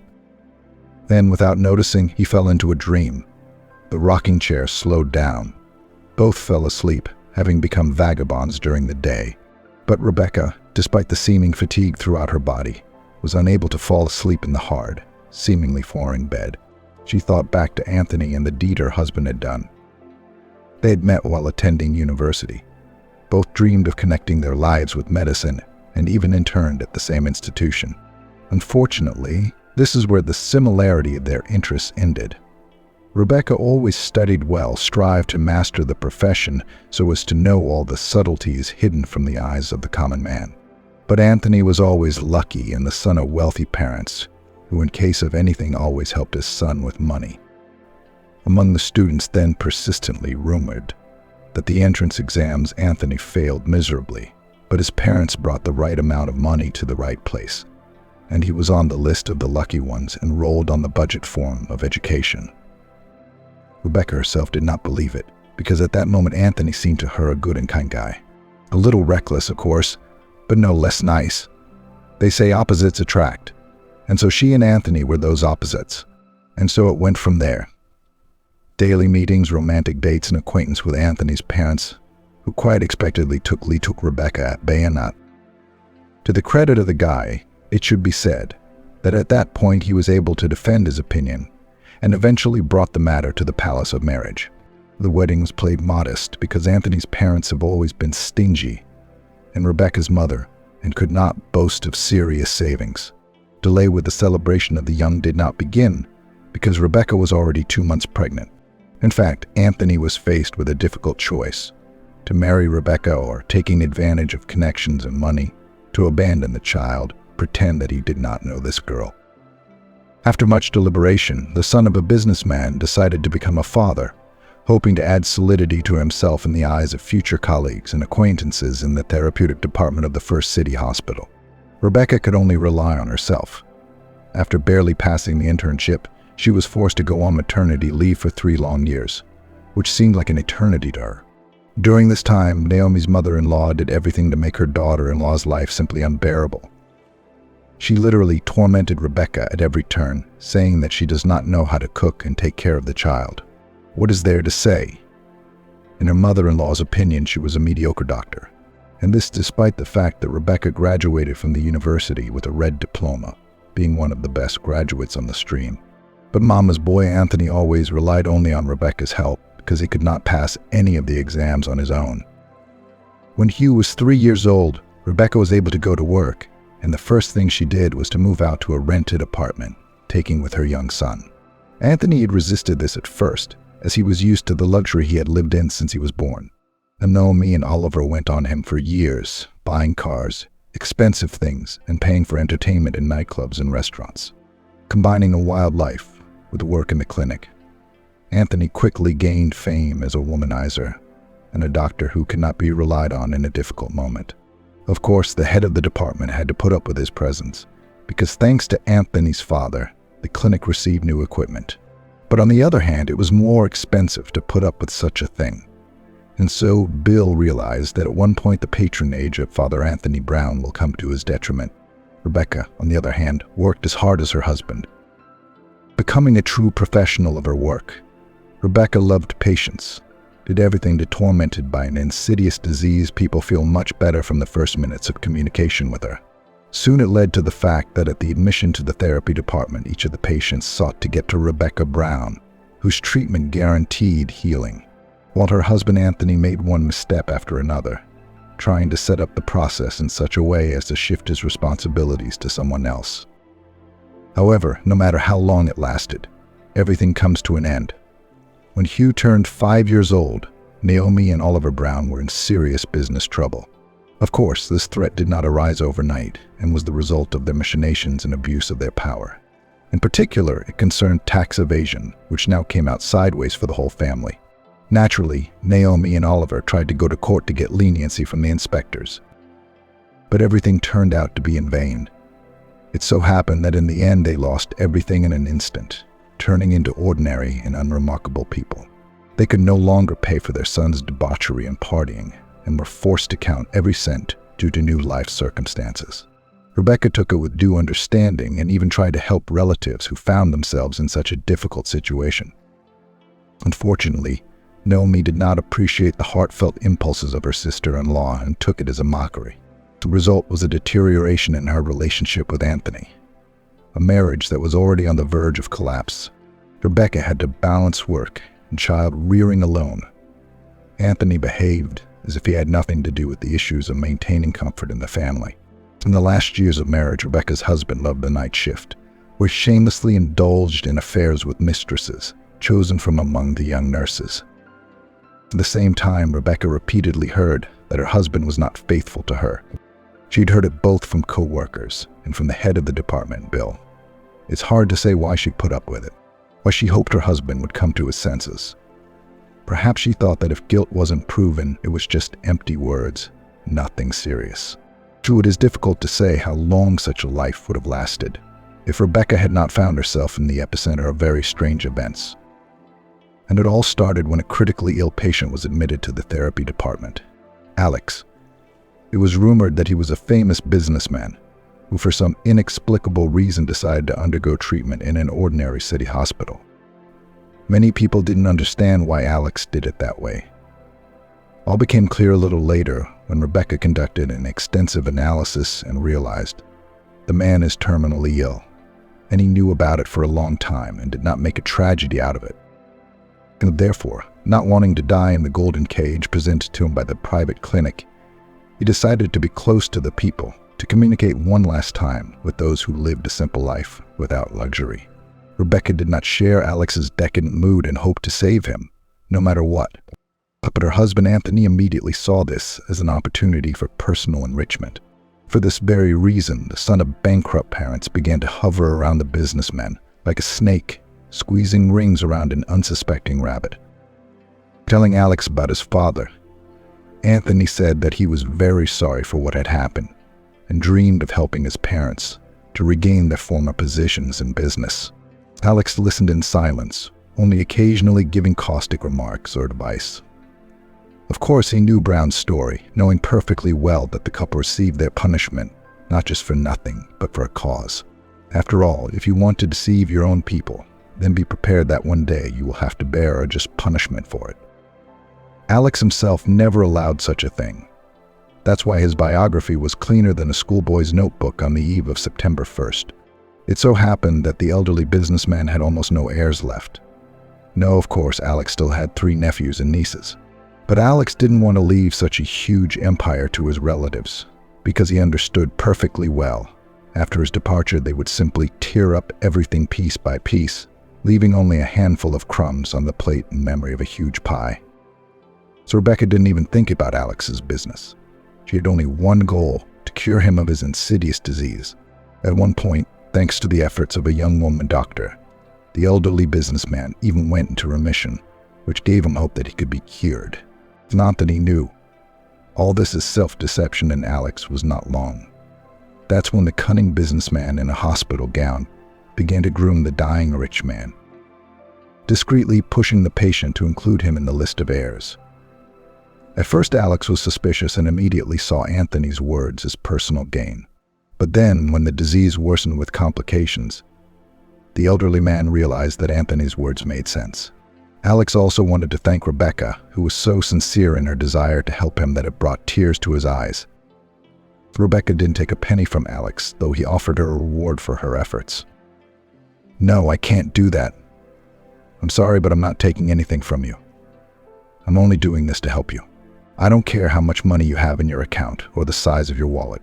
Believe me, I might as well treat you the same way if you were homeless," Rebecca said. "But honey, you're too young to understand a lot of things." "Well, maybe you're right. But do you need a hand? Maybe you can support my business, keep it afloat. I'm dead anyway. You realize that. Not today, so tomorrow. Not in a week, so in 2 weeks." Anyway, everything comes to an end, you know, Alex objected. Rebecca looked at him with tears in her eyes, sincerely hoping that he wasn't serious. But as it turned out later, Alex was more than serious. That same day, he called a notary public to his office, who deeded the entire estate to the doctor, the therapy department, and Rebecca Brown. As it happened, she didn't find out about it until a month after the businessman had died. Rebecca had no idea that all this time, Anthony had been eagerly awaiting the visit of the notary, who was to notify him of the receipt of a huge inheritance.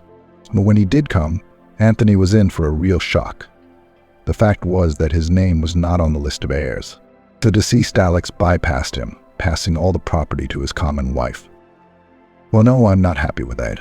I took care of that old man, almost carried him out from under him. And he treats me like this. He's a scoundrel. Shame on him when he's dead, said Anthony, clenching his fists. The news of the inheritance came as a shock to Rebecca. She hadn't asked for anything. She didn't need the money, the firm, the business, the commerce. Why do I need all this? Joanna said sadly. Well, if you have enough, don't speak for everyone. Okay, her husband said with undisguised irritation. Not knowing what to do with her inheritance, Rebecca was at a loss as to her future. But Anthony took the matter more seriously and immediately consulted several lawyers, who offered him a plan of action. It so happened that, at their suggestion, Anthony decided to divorce Rebecca from her inheritance. Naturally, without forgery and falsification of documents, it would be simply impossible. But Anthony did not in vain live so much time in the Brown family, not to know about the financial machinations of almost everything. It was he who found perjured witnesses who signed and testified in court. Rebecca purposely drugged the late Alex to suppress him and induce him to make the necessary will. Anthony himself made himself look like a knight on a white horse, who only did what he did to try to save the businessman, supporting him and not letting him lose heart. When Rebecca heard of this injustice, she felt uncomfortable. Of course, she suspected that her husband was no longer the man she had once married, but she still hadn't expected such meanness from him. Not only did Anthony have a trail of love affairs with nurses, but he decided to leave his son without alimony and livelihood through numerous legal manipulations, and he was able to reorganize everything into his own name. All of this was revealed only in court, where Rebecca came almost unprepared, hoping for the justice of the law. And after all, she did not even suspect what her husband was up to. The brutal truth was so unpleasant that Rebecca ran out of the courthouse in tears, sobbing silently. Fortunately, son Hugh was at school at that moment and did not see his mother's suffering. A couple of days later, Rebecca quit her job, as she could no longer see her husband's smug face in the ward. At the same time, the superintendent asked her to take her time and think about her actions. And Rebecca didn't care anymore. Her heart and soul yearned for change, deceived, betrayed by her husband. She wanted to run away. She wanted to pack her bags right now and go nowhere. On the other hand, Rebecca knew she couldn't do that. After all, she still had Hugh's baby in her arms, and for that very reason her forced escape to the countryside was postponed for some time. So Rebecca looked for a house in the village. The most frustrating thing was that Anthony did not even lift a finger to return her, or at least compensate for the cost of supporting her son. At one point, the obnoxious husband started talking about the fact that Rebecca was not pregnant by him. According to Anthony, the birth of a son was the result of an affair with someone on the side. "How can you say that to me? Did you listen to your mother's delusions again?" Rebecca exclaimed angrily. Anthony only grinned. "What's wrong with my mother? She always speaks her mind and sees through con artists like you. You wanted to steal my inheritance. You put that old man up to it, charmed him. So he signed everything over to you. And I took care of him honestly, literally kept him in his bed, caught every word, let it sink in. And when Alex passed away, I was with him and held his hand. So I think this inheritance is rightfully mine." Rebecca looked ironically at her furious husband. "I don't even want it. I don't want it for nothing. If I could get Alex back now, I'd be happy to do it. But don't forget, God sees everything, and the punishment is always proportional to the person's guilt." Anthony only grinned. At that moment, he felt himself back on the horse and knew that, with the help of the deceased's assets, he would be able to revive his parents' business, and then he would live in luxury with the money they would provide him. Rebecca, on the other hand, had quit her job and found a house in the suburbs, where she moved with Hugh and her new friends.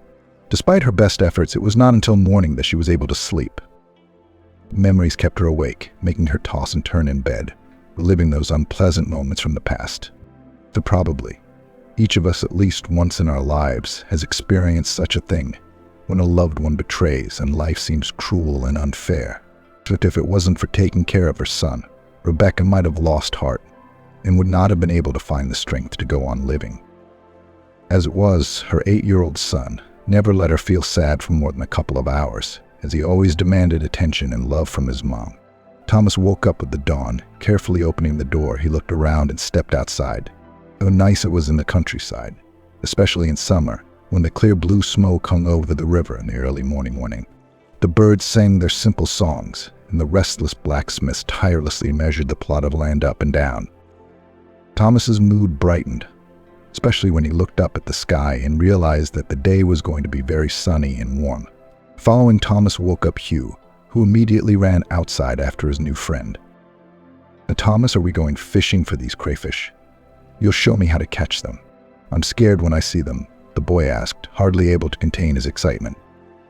Thomas thought for a moment and then agreed. But it would be later in the evening, because they had a lot of work to do during the day. But first of all, the house had to be cleared of debris and tidied up so that they could live in it comfortably. Hugh nodded in agreement. Then he asked, "Thomas, are you going to leave us? What about Amy? Will she stay?" Thomas shrugged his shoulders doubtfully. "I don't know, buddy. You realize your mom and I can't keep Amy around. If we do, we'll end up with criminal charges. She's got a legal guardian who's probably worried and has everyone on edge." He bit his lip resentfully. "I thought we were going to adopt Amy and she was going to live with us. Maybe Mom could write a piece of paper saying that Amy was related to us, and then no one would have any questions." But Thomas grinned. "If only life were as simple as you say it is. But adopting Amy would take 7 rounds of trials, maybe 8.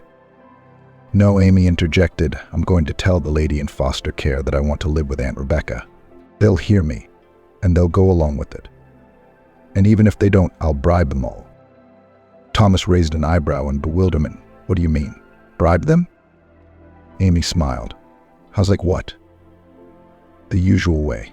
You know, like at the store. Only I'll buy a favor from them. I'm a rich heiress, after all. You probably didn't know. My mom ran several beauty salons. When she passed away, my stepdad took them all and kept me around like a pet dog. I don't like it. And he brings all sorts of aunts to my place, and some doctor. When I see him, I feel sick. He's the one who treated my mom.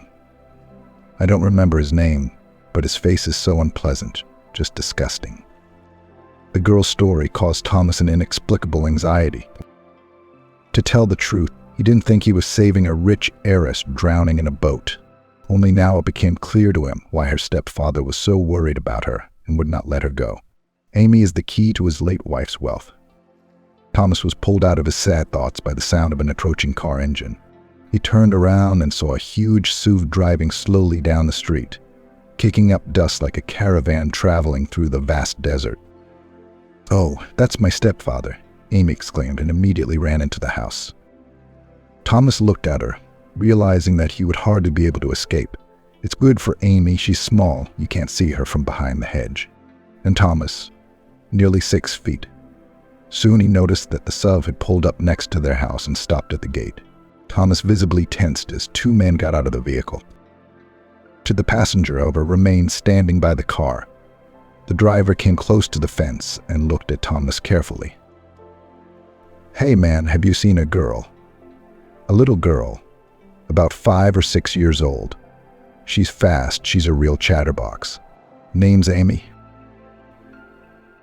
"No, I haven't," Thomas lied, glancing furtively at the door of the house, where the girl's profile was easily visible through the slit. "I'd only just moved in with my wife." The stepfather squinted at Thomas. His eyes showed he didn't believe a word he said. At that moment, the front door swung open and Rebecca appeared on the doorstep. Guessing what was going on, she decided to play along and put her arm around Thomas's shoulders. "Oh, who's here to see us?" Thomas breathed out a sigh of relief. "There's a man looking for his daughter. His name is Amy. Have you seen her? So Rebecca had a look of genuine amazement on her face. No, I haven't. Where would she be? It's so remote. At that moment, the figure of a second man separated from the serf, who came closer and exclaimed, "Who do I see? Rebecca, is that you? So this is your new husband. You don't value yourself at all. So you hooked up with a tramp. Tell me, can't you think of anything better to do?" Rebecca looked up and met her ex-husband's eyes. Ironically, it was Anthony who turned out to be the very friend of Amy's stepfather who had once treated her late mother. "Anthony, what are you doing here?" Rebecca tried to pull herself together. He grinned. "What am I doing here? Yes, the girl is. What else could I be doing?" She ran away. They say they saw her by the river. We went downstream. We found an overturned boat. And her bow, the yellow one. So we figured she'd gone to this village. She's got, mental problems. I'm planning to put her on the registry." Rebecca looked angrily at her ex-husband. "What kind of a registry? What are you talking about? Come down to earth. What right do you have to mess with that girl? You're a therapist, not a pediatrician, and especially not a psychologist." Anthony's eyes lit up with anger. "Why does it bother you so much? Actually, it's my business. And I'll decide what I do and how I do it. You already had your chance to prove yourself. Only you blew it. You were wondering if you should inherit or not. I could use anything. You see, life is like that. It doesn't like weaklings and only respects strength." "All right, Anthony, let's go." "There's nothing to talk to these losers," said the girl's stepfather in a tired voice and got behind the wheel. Anthony spit under his feet and followed his friend's suggestion, returning to the sub. Soon they were on their way, leaving behind a cloud of exhaust mixed with dust from the huge wheels. "Thank you, Aunt Rebecca." "Uncle Thomas, you saved me," little Amy said from behind the door. Rebecca turned around and said quietly, "But what else were we supposed to do? When I saw my ex-husband with that scoundrel, I knew it all at once. I'm sorry I didn't believe you. If I lived with a con man like Matthew, I'd probably run away and swim across the river myself. I think we should go to the police. I've seen it on TV, but it was in a TV show, but they always call the police in such cases. We'll sort it out," said Hugh. Rebecca smiled, exchanging a meaningful glance with Thomas. "You're right, but we'll have to go to the police with Amy. We can't do it without her. Otherwise, no one will believe us." "What are you going to be able to tell me what happened, Amy?" Rebecca asked. The girl smiled and nodded readily. "Of course I can. I'll tell them enough to put my stepfather in jail for 20 years. "Well, that's good," Thomas summarized. "Now we have to eat breakfast, and then we'll be on our way. I don't think we should delay, because we don't know if your stepfather will come back and search our house more thoroughly." Rebecca looked at Thomas in surprise and surprise. He's a good man after all, kind and determined, and he knows a lot of things that I don't even know about. Rebecca made a quick breakfast of a few eggs fried on an old electric stove and started to get ready for the road. But just as they were about to head for the bus stop, Sean, the village chairman, entered the yard. When he saw Rebecca and her family, he raised an eyebrow in surprise. "What are you doing here, Harper? I thought it was just you and your son, but you have a whole family. Why didn't you say so in the first place? I would have found another house, a bigger one." Rebecca was confused for a moment, not knowing what to say. Luckily, Thomas came to the rescue. "So we didn't know it would be like this. We met on the road and decided to live together." Sean shook his head, mentally agreeing with the words of the stranger, and then asked, "But listen, have you seen a couple in Ensuv? I thought they came by your place too. They were looking for some girl. They said they'd stolen her or something." Rebecca blushed to the roots of her hair in embarrassment. "We didn't steal her. She came to us on her own. Her stepfather kept her in the house, kept her from socializing, from going out with her peers. So all for the sake of a will, you know." "What will?" surprised the chairman. At that moment, Amy spoke up. "What kind of will?" "The kind that all children get when rich parents die. That's what I got when my mother was gone, and my stepfather, Uncle Matthew, took it all for himself, so I ran away." "That's a twist," the chairman said with surprise, and then scratched his head thoughtfully. "Look, I think you ought to go to the police. I have acquaintances there. I'll call you now so that he can take you out of turn. He's a good man. I hope he can help. It's not right to infringe on a child, and someone's going to have to answer for it. Thank you so much. You've been a great help, Rebecca said with emotion, feeling incredibly relieved. As it turned out later, Sean hadn't lied and was really on friendly terms with the chief of the district police department. Not only that, but after hearing about the incident with the little girl, the officer personally came to them to talk to Amy and take statements from Rebecca and Thomas. And the police officer also found himself literally fascinated by Amy, who told everything so thoroughly that the police officers were able to record the statements in great detail. Well, I don't think she's going to be out much longer after this, especially if it turns out your mom was helped to the afterlife by this doctor. What's his name? The policeman asked. Anthony Brown, Rebecca said quietly. That's right, Brown. I'll tell you what, folks, get ready to go to trial and testify. I'm going to go get a warrant for that sweet couple. There's a glimmer of hope in Amy's eyes.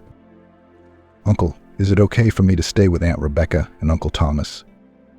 The policeman shook his head contritely. No, honey, I'll take you with me.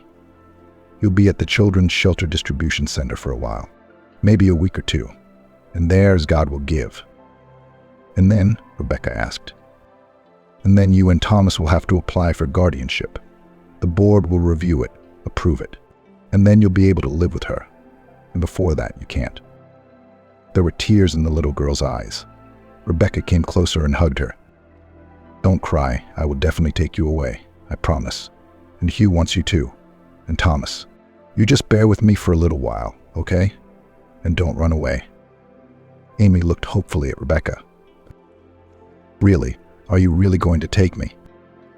Of course we will, Thomas said with a smile. Of course we will. Even I promise you that, Hugh shouted after him. The week flew by, and Rebecca couldn't think about anything else but the upcoming trial with Anthony's ex-husband and Amy's stepfather, Matthew. Fortunately, this time a couple of crooks were not helped even by expensive lawyers who were powerless before the testimony of the little girl Amy. To the surprise of the judge, the little girl told everything in detail, pointing at the end of the finger at the two scoundrels. At the same time, as a result of a hot investigation, Anthony's fraud with the inheritance of the late Alex, who actually left it to Rebecca, not her ex-husband, was revealed. So upon hearing the judge's verdict, Anthony and Matthew became outraged. As it turned out later, they had known each other for a long time and had pulled off more than one such scam. Once Matthew and Anthony were in the same class and often caused headaches for their class teacher. After graduation, they lost sight of each other for a while, living their own lives.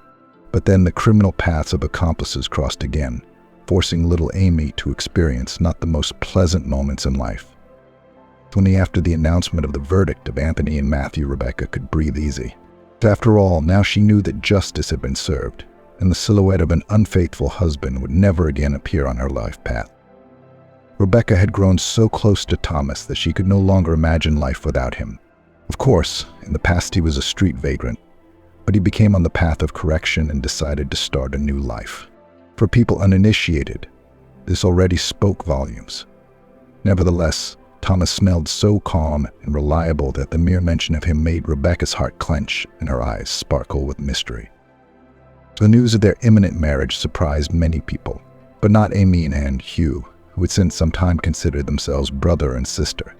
And after the custody, looking at the happy parents, they smiled and shouted one single word in time of the adults' bitter. At the same time, the kids sincerely did not understand why they should be bitter when their parents love each other and want to live a long and happy family life.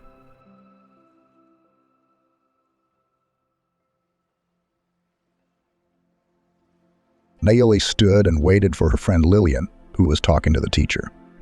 The girl looked at the school and said goodbye to the school with pleasure. She had finished the 11th grade. Naomi had already counted down each day for half a year when she would leave the walls of the educational institution.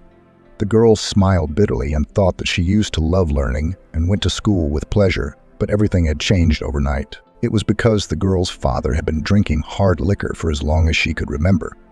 And then, for educational purposes, Sam used to beat her and her older brother with a belt. When Nayeli and Matthew were little, they hid behind their mother's skirt and all the beatings went to the woman. As they grew up, when they saw their father coming home in a drunken state, they tried to hide from him. This made Sam angry, and he took his anger out on his wife, Zendaya. The children saw this, but they could not help it and only cried, hiding in a secluded place. They wished at that moment that some fairy tale hero would come and save their mother. Nayeli and her brother grew up and often asked their mother why she tolerated their father's beatings. The woman smiled and replied that when they grew up they would understand. Nayeli could not understand her mother's answers, and one day she asked, "Mammy, but you are suffering physically. Why don't you divorce Daddy?" The girl asked, "Daughter, you see, but I love your father. And remember that there is a folk saying that if a husband beats his wife, it means he loves her." My mother said, "What a love that you have to cover your bruises with foundation." "I certainly wouldn't want that kind of relationship with my future husband," her daughter said passionately. "Mate, you have to grow up first, and then see when you get married," her mother taught her. Time was passing. Matthew was already going on his 18th year, and now a lad. When his father cracked his mother, he was already sticking up for her. Zendaya realized that her son was trying to shield her from her own husband. She often told Matthew to stay away from him when his father was raging. The son would reply that he could not bear to see his father behave inappropriately, and the woman was very much afraid that the day would come when Matthew would one day not be able to stand it and raise his hand against his father. And that day came. Sam came from the Kalem in a bad mood, and instead of a bottle of white wine, he was given a kilogram of dumplings and a couple of cans of billets. His wife was happy about it, as it was a great help for the family, because her husband did not work anywhere, and she worked as a postmistress and received a small salary.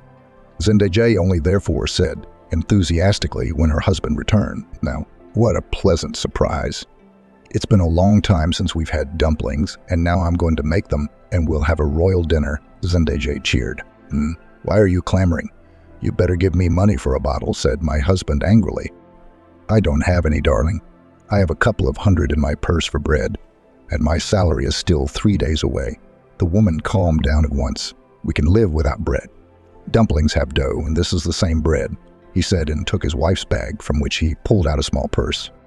And then the man took out 200 and smiled contentedly. Zendaya saw this and rushed to her husband to stop him, but he pushed her away angrily. The woman tearfully asked to keep the money. The wife's request made the man angry. Sam hit his wife several times on the cheek with the palm of his hand. At that moment, his son, who had just come home from work, came into the room to hear the noise. Matthew immediately realized the whole situation and instantly jumped up to his father to stop him from hitting his mother again. But Sam had already pushed his wife hard, and the woman fell to the floor, her head hitting the wall. Zendaya moaned weakly, but Matthew was pouncing on his father. The head of the family, seeing that his son wanted to hit him, pushed the boy away, and then a fight broke out between them. Zendaya yelled for them to stop and got up off the floor to stop the scuffle. As soon as the woman approached them, her husband dodged and kicked her in the side. The spouse bent down and slowly settled to the floor. When Matthew saw his mother slump down, screaming in pain, he ran to the kitchen and grabbed a knife.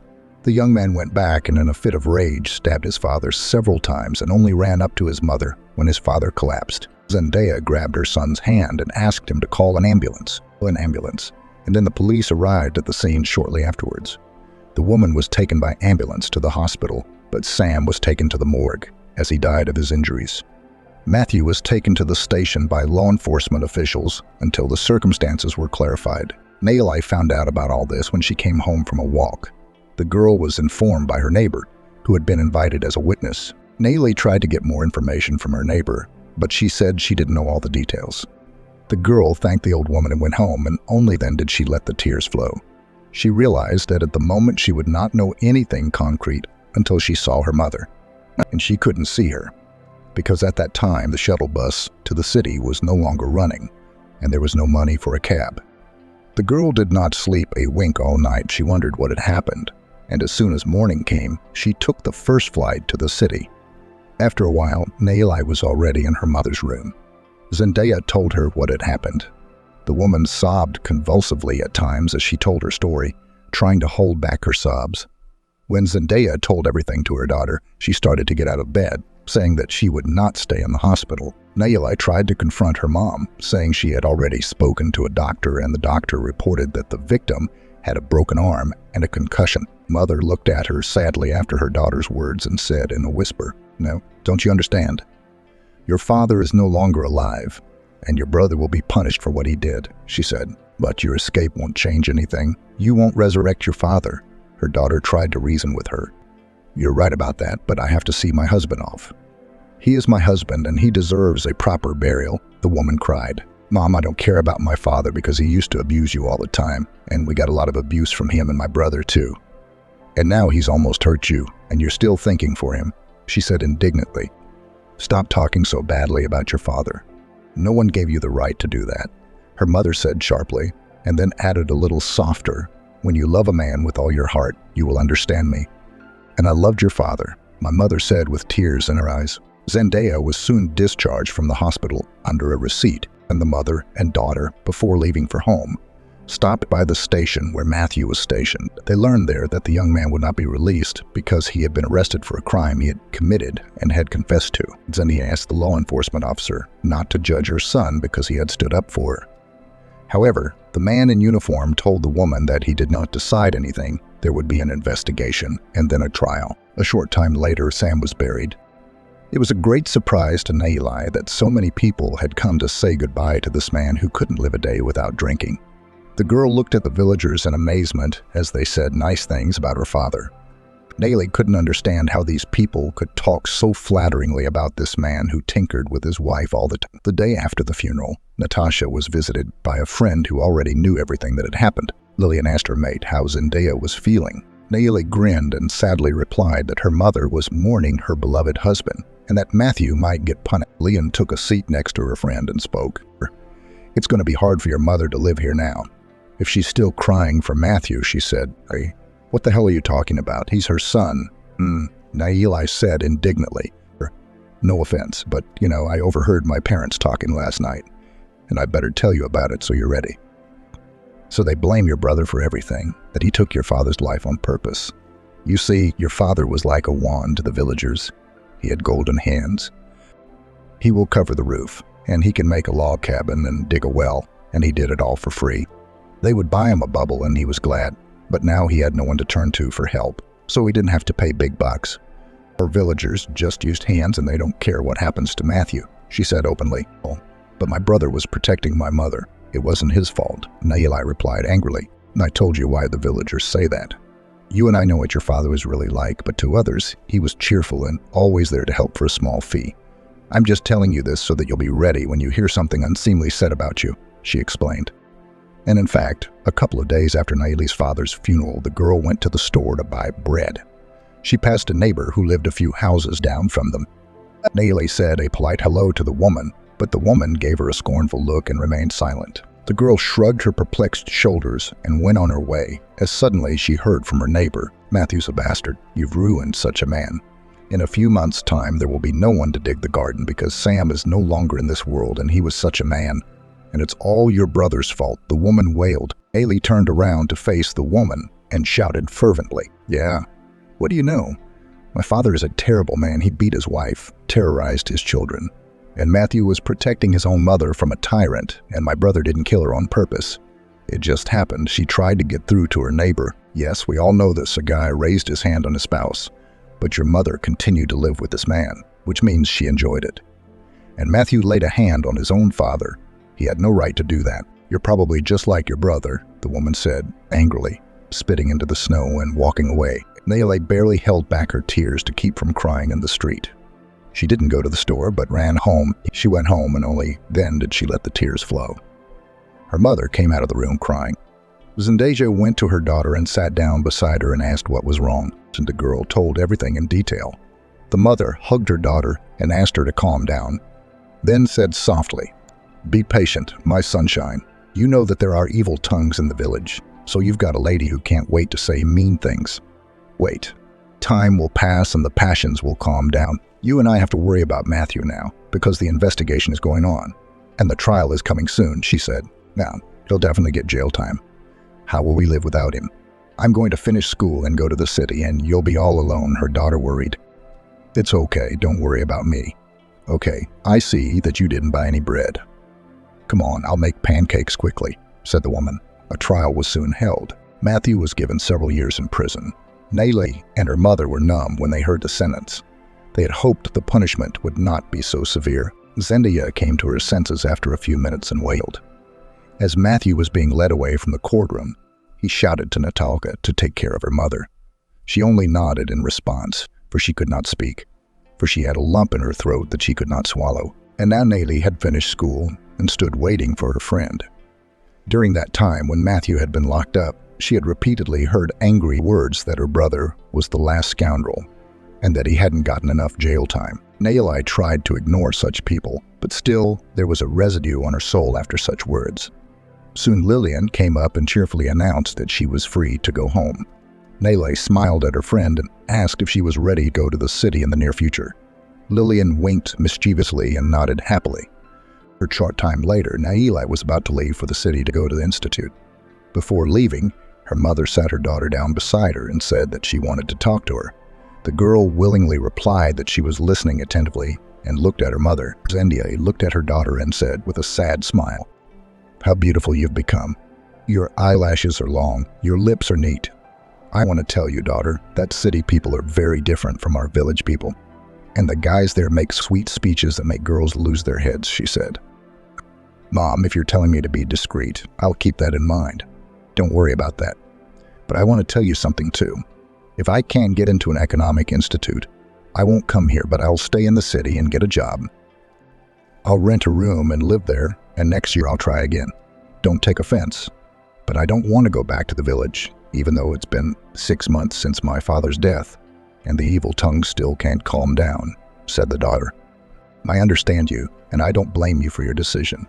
Maybe you'll have a good life there, and I'll spend my life here. My husband is buried here. I'll wait for Matthew. It won't be easy for him when he's released. I hope that after so many years, everything will be forgotten." Zendaya sighed, and before long, Nellie was gone. She couldn't get in. She didn't get a few points. Nellie called her mother and told her everything. Zendaya sympathized with her daughter and told her to keep her head up and asked her to call Nellie more often and report everything. After this call, she called her friend, who had also gone to enroll, but in another city. Nellie told Lillian about her failure and asked her how she was doing. Her friend cheerfully told her that she had entered a pedagogical institute and would soon start teaching. And then the girls agreed to keep in touch and tell each other everything. Nellie roomed with a girl who had also failed to get into the institute. They became friends right before the exams and got along well. The girl lived in the village next to Nellie's, and she didn't want to go back home either. Her name was Sneshana. Nellie immediately decided that it was necessary to find a job because she realized that her mother's salary would not be enough to support her. She also realized that she had to help her mother at the moment because Zendia was saving money to go to her son's house. Natasha was lucky to get a job right away. She was hired in a small store. The working day was from 8 in the morning until 8 in the evening. The work schedule was this 2 days of work and 2 days of rest. This suited her very well. However, having worked for the first month, Nellie was unpleasantly surprised as an audit was made and a shortage was revealed. The girl could not understand why this happened. Meanwhile, the store manager took the shortfall from the salaries of Nellie and her shift worker. When the girl received the money, she saw that a third of her salary had been deducted. Nellie was very upset about this, as she wanted to buy herself some boots for the fall that she had been looking at, and also send some to her mother. The girl decided that this month she would not buy a new piece of clothing, but would do it next month. Nellie decided that she wouldn't tell her mother about the shortage, so as not to upset her once again. Another month passed. They audited again and again found a shortage. When Nellie heard the amount, she couldn't stand it and cried. She couldn't understand why there were such large shortages because she and her replacement didn't take any money from the cash register. The girl's tears did not relieve the manager. The director again deducted from the salary almost half of the finances as repayment of the shortage. And then the girl announced her resignation. She did not want to work for free. Nellie was thinking about where to go to work. She didn't want to go into trade. She was terribly afraid that she would have to work one more month and have to pay half of her salary again. So she decided to try herself as a waitress. Nayeli found this job almost in the center of the city in a cozy cafe. Everything suited her except for the fact that it was very far from the house where she rented a room. And soon the girl was running around the cafe from table to table in her uniform. And after a month, she received a quite tolerable salary. Nayeli immediately transferred the money to her mother. A couple more weeks went by. The girl came to work as usual. She changed into her uniform and went out into the hall, where the first visitor had already entered. It was a middle-aged man in a business suit. The girl approached him and politely asked him what he wanted to eat, then looked at the waitress interestedly and mouthed, "Alfred, tell the cook that Alex is here and he'll get me something," the man said. "Okay, whatever you say," the girl said, a little astonished. She'd been working here for over a month, and this was the first time she'd seen this visitor. Nayeli went in the kitchen and passed the man's request to the cook. The cook smiled and pronounced, "It's been a long time since Alex has been here. Come to the kitchen in about 10 minutes, and the order will be ready," said the cook. Soon Nayeli brought several dishes on a tray to her visitor and placed everything in front of the man. Just as she was about to step away, the stranger motioned for her to sit down beside him. The girl replied that the staff was not allowed to do that and would be fined for it. The man laughed and said that when he asked her to do it, the waitress would not be fined. Nayeli cautiously sat down. She was afraid that the cafe manager would come out and scold her for it. Meanwhile, Alex was asking the girl who she was, how long she'd been working here, what her name was. Nayeli answered and kept glancing at the front door, waiting for the director of the place to come in. Soon the visitor ate and asked for the bill. The girl voiced the amount, and the man took some bills out of his purse and put them on the table, saying that he didn't need change. After that, Alex got up and went to the exit. The girl looked after the man and only then at the money. She saw that the visitor had paid the bill in double. She felt embarrassed, and Nayeli wanted to give some of the money and ran to the exit. But it was too late. Alex got into the car and the car started. The girl wondered who this person was and decided to ask the cook. Nayeli approached the man in the white apron and asked the man embarrassedly, "Who is Alex?" she asked. "It's a friend of our boss. He owns an automobile repair shop. He used to come here to eat a lot, but now he doesn't come much," the cook said. Nayeli thanked the cook for the information and went into the hall as the visitors entered. The girl had been taking orders all day, and all the time she was thinking about her new acquaintance. When the working day was coming to an end, she was called to her by the head of the institution. She was frightened and went into the man's office and asked him what had happened, and looked at the waitress with a smile and said, "You were great today. I had a friend come over to eat and you served him. He was very complimentary about you. I have a feeling you've turned his head," said the manager. "Alex gave a lot of money for the order. I should pay him back," the girl said, embarrassed. She thought that her boss was calling her to scold her for sitting down to talk to a visitor during the working day. "He's perfectly aware of how much money he left for the order, so you don't even have to worry about that. Just for the future, if Alex pays, don't take any money. It will be on the house. There will be another customer who will not be charged. You'll see him soon. He's my friend too. I unwarned." "Thanks for the heads up," Nayeli said. And at that moment, the door to the office opened and a smiling Alex walked in. Lynn got up from his chair and quickly walked over to his friend, whom he immediately hugged. Then the director of the place said with a smile, "I see that you had a good vacation at the sea. And the tan looks good on you," said the leader. The girl at that moment looked at her new acquaintance and was about to slip out unnoticed as Alex asked her softly to linger. Nayeli looked at her boss in confusion, and he nodded in agreement. Meanwhile, Alex turned to his friend. The workday was almost at an end. "Let me steal one of your waitresses a little earlier," the stranger said. I take it you're talking about Nayeli." "No question, but only if the girl wants it. Erline, believe that now we'll leave your office, and I'll be able to persuade this beauty to let me see her off." Alex smiled. Next. "Well, try your luck," Ilon said with a laugh. Alex, after these words, offered Nayeli to leave the office, and as soon as they left, the man smiled amiably and asked permission to walk the girl home. She laughed, then mumbled, "I think you've made up your mind without me. And yet, if I refuse your offer, what will you do?" Nayeli smiled enigmatically, sobbed loudly, "And you'll be ashamed that such a grown man was brought to crocodile tears," Alex replied. You know, I'm not sure you should see me off. We can just talk for a while outside the cafe," she said. "You think I'm a boy to stand outside a cafe and talk to a beautiful woman? No, let me take you to a restaurant. and we'll sit there," he suggested. "Thank you, but you really shouldn't do that. I'd rather you walk me home, but I warn you that I live far away," Naomi said, embarrassed. "No, don't worry about that.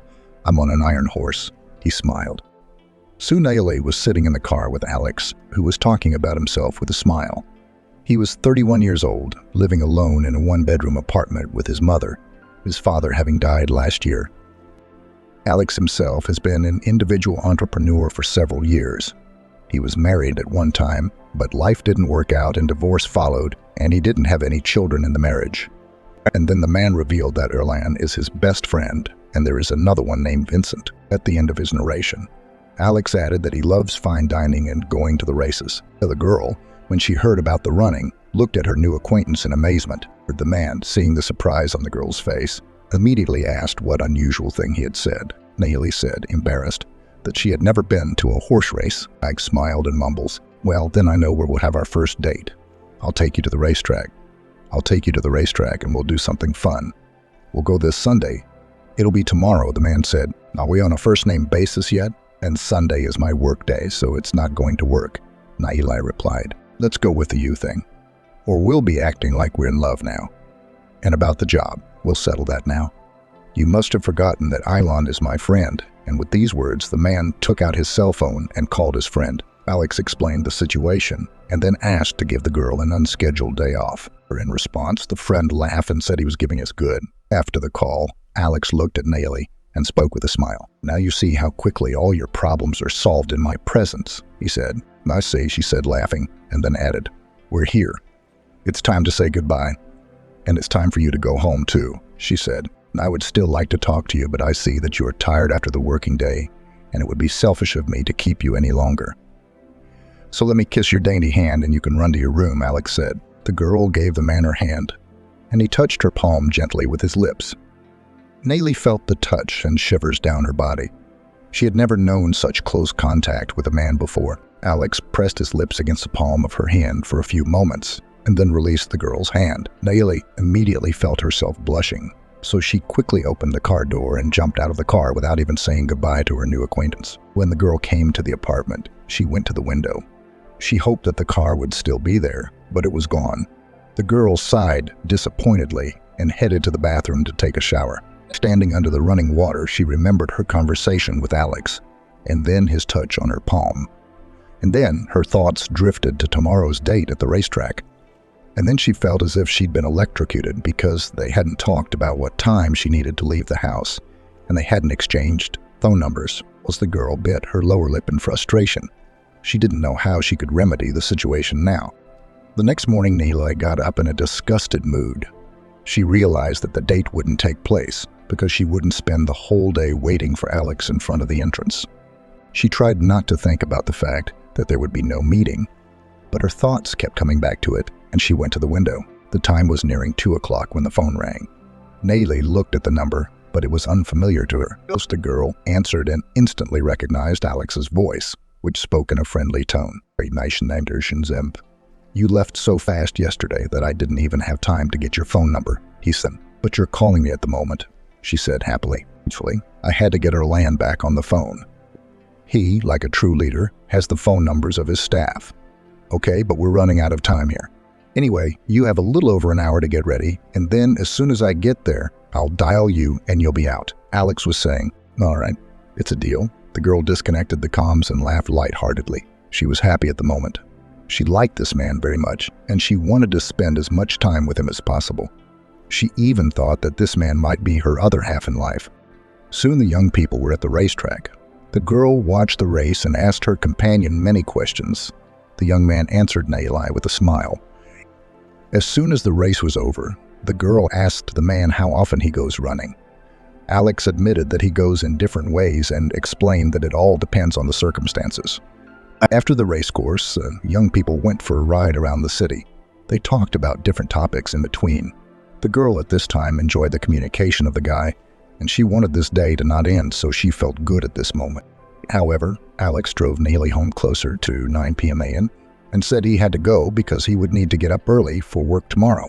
The companion could hardly restrain herself from sighing with disappointment. The man kissed the girl's palm again and she experienced the same state as yesterday. Nayeli came home and thought that now she would have 2 days off.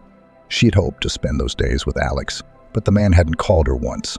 Nayeli was upset and thought that apparently her behavior didn't please the guy, and so it was a work day. She came to work, and her first visitor was Alex. Nayeli didn't know what to think when she saw him, but he called her over and asked only for a cup of coffee. The girl complied with the man's request and was about to leave when Alex said, "Have a seat. There's a bartender, and he'd be a good waiter." "I want you to know that you won't be working here anymore," he told her. What do you mean?" The woman asked in bewilderment. "You've been on my mind for days. I don't know how to declare my love, but I'm madly attracted to you. I'll be more brief. I suggest we start living together," he told her. "But we don't know each other at all." "No, it doesn't suit me," she answered. "What kind of people are you women? You want to get all your relationships through the marriage office." Alex said with a little irritation and immediately added, "But you are not a girl anymore, and you know very well that you need to get to know each other, not only in conversation, but also in bed, and only then to legalize the relationship." Alex said confidently. "That's where you're dead wrong. Maybe you've had a carload of girls and you're well read on these bed scenes. I can tell you that I'm innocent in this matter, and I don't want you to use me and then throw me away like an unwanted toy," she said and blushed. Alexa looked at the girl with amazement after these words. The man obviously did not expect such an answer. In the meantime, the girl stood up, her face red with anger, and was about to leave when she was grabbed by the hand by her interlocutor and asked to sit down. Nayeli grudgingly complied with the request and looked questioningly at the young man, who mumbled at the same time, "I'm sorry, I didn't mean to offend you. It's just that now, at your age, all the girls are more than aware of such delicate matters," he said with a guilty look on his face. "Not everyone. I'm a walking individual for your information," she replied wryly. "You've mischaracterized yourself. You're a devout virgin, and that's very rare these days." "I'm amazed that such a beautiful girl hasn't had a real relationship with a guy. I understand your anger now." "Good, and for a week I'll be your boyfriend, and we'll see how our relationship develops. And if we're still attracted to each other, I'll make you an official proposal and we'll get married," he concluded. "Did I say I was attracted to you?" She asked him. "Don't make this harder than it has to be. Admit that you're attracted to me. I felt it when I kissed your palm. You just don't need to be coy because it doesn't suit you. Answer me, honestly, what is it that draws you to me?" He asked with a smile.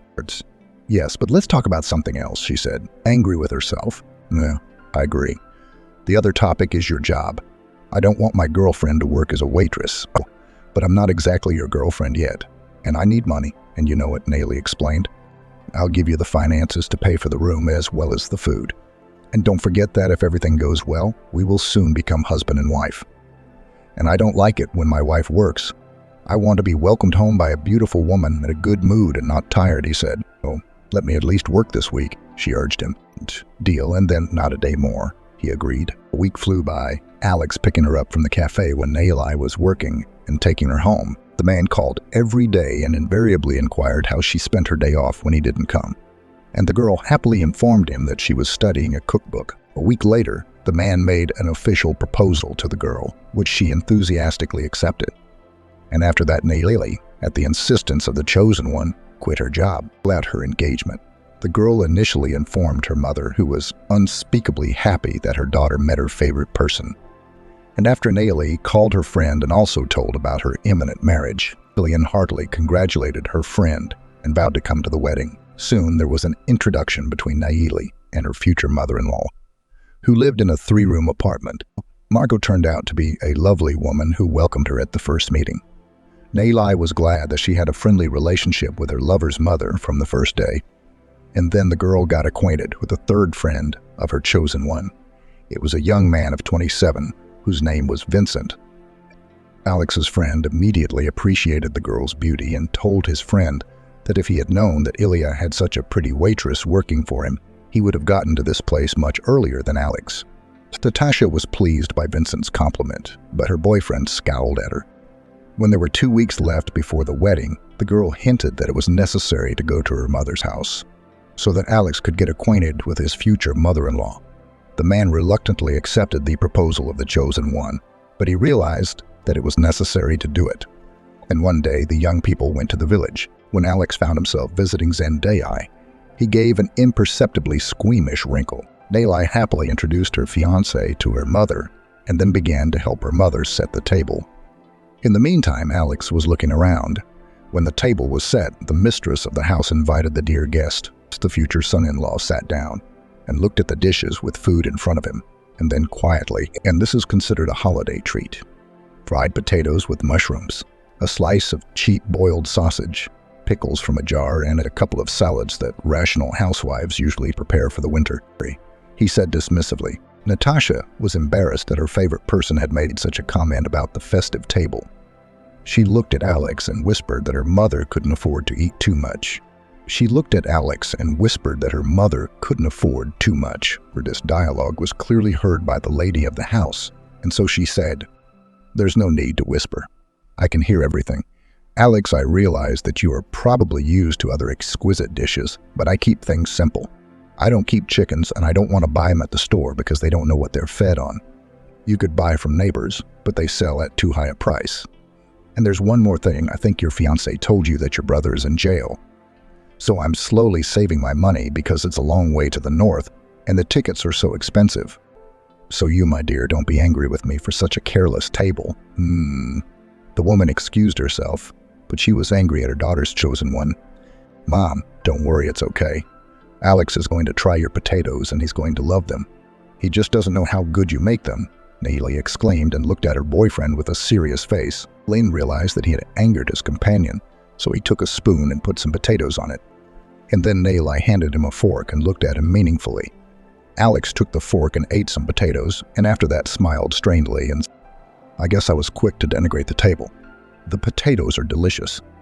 I'd be happy if my wife could make them as good," Alex said. After this sentence, Zendaya smiled and began to ask her future son-in-law questions about the wedding. Alex answered, occasionally glancing at his watch. The landlady noticed this and asked how long the couple had arrived. The guest politely replied that they would be on their way home in a couple of hours. Zendaya sighed sadly. The older woman had hoped that they would spend the night at her place, and she was also eager to have some privacy with her daughter, which she said aloud. Nayli, seeing that her lover was not eating, offered him to watch TV while she helped her mother clear the table. The girl, as soon as she was alone with her mother, immediately apologized for her fiancé's behavior, and the mother smiled in return and mouthed, "It's okay that your young man told the truth. It would have been much worse if he had done it behind his back.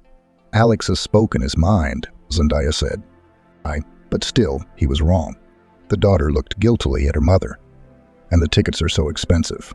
So you, my dear, don't be angry with me for such a careless table." The woman excused herself, but she was angry at her daughter's chosen one.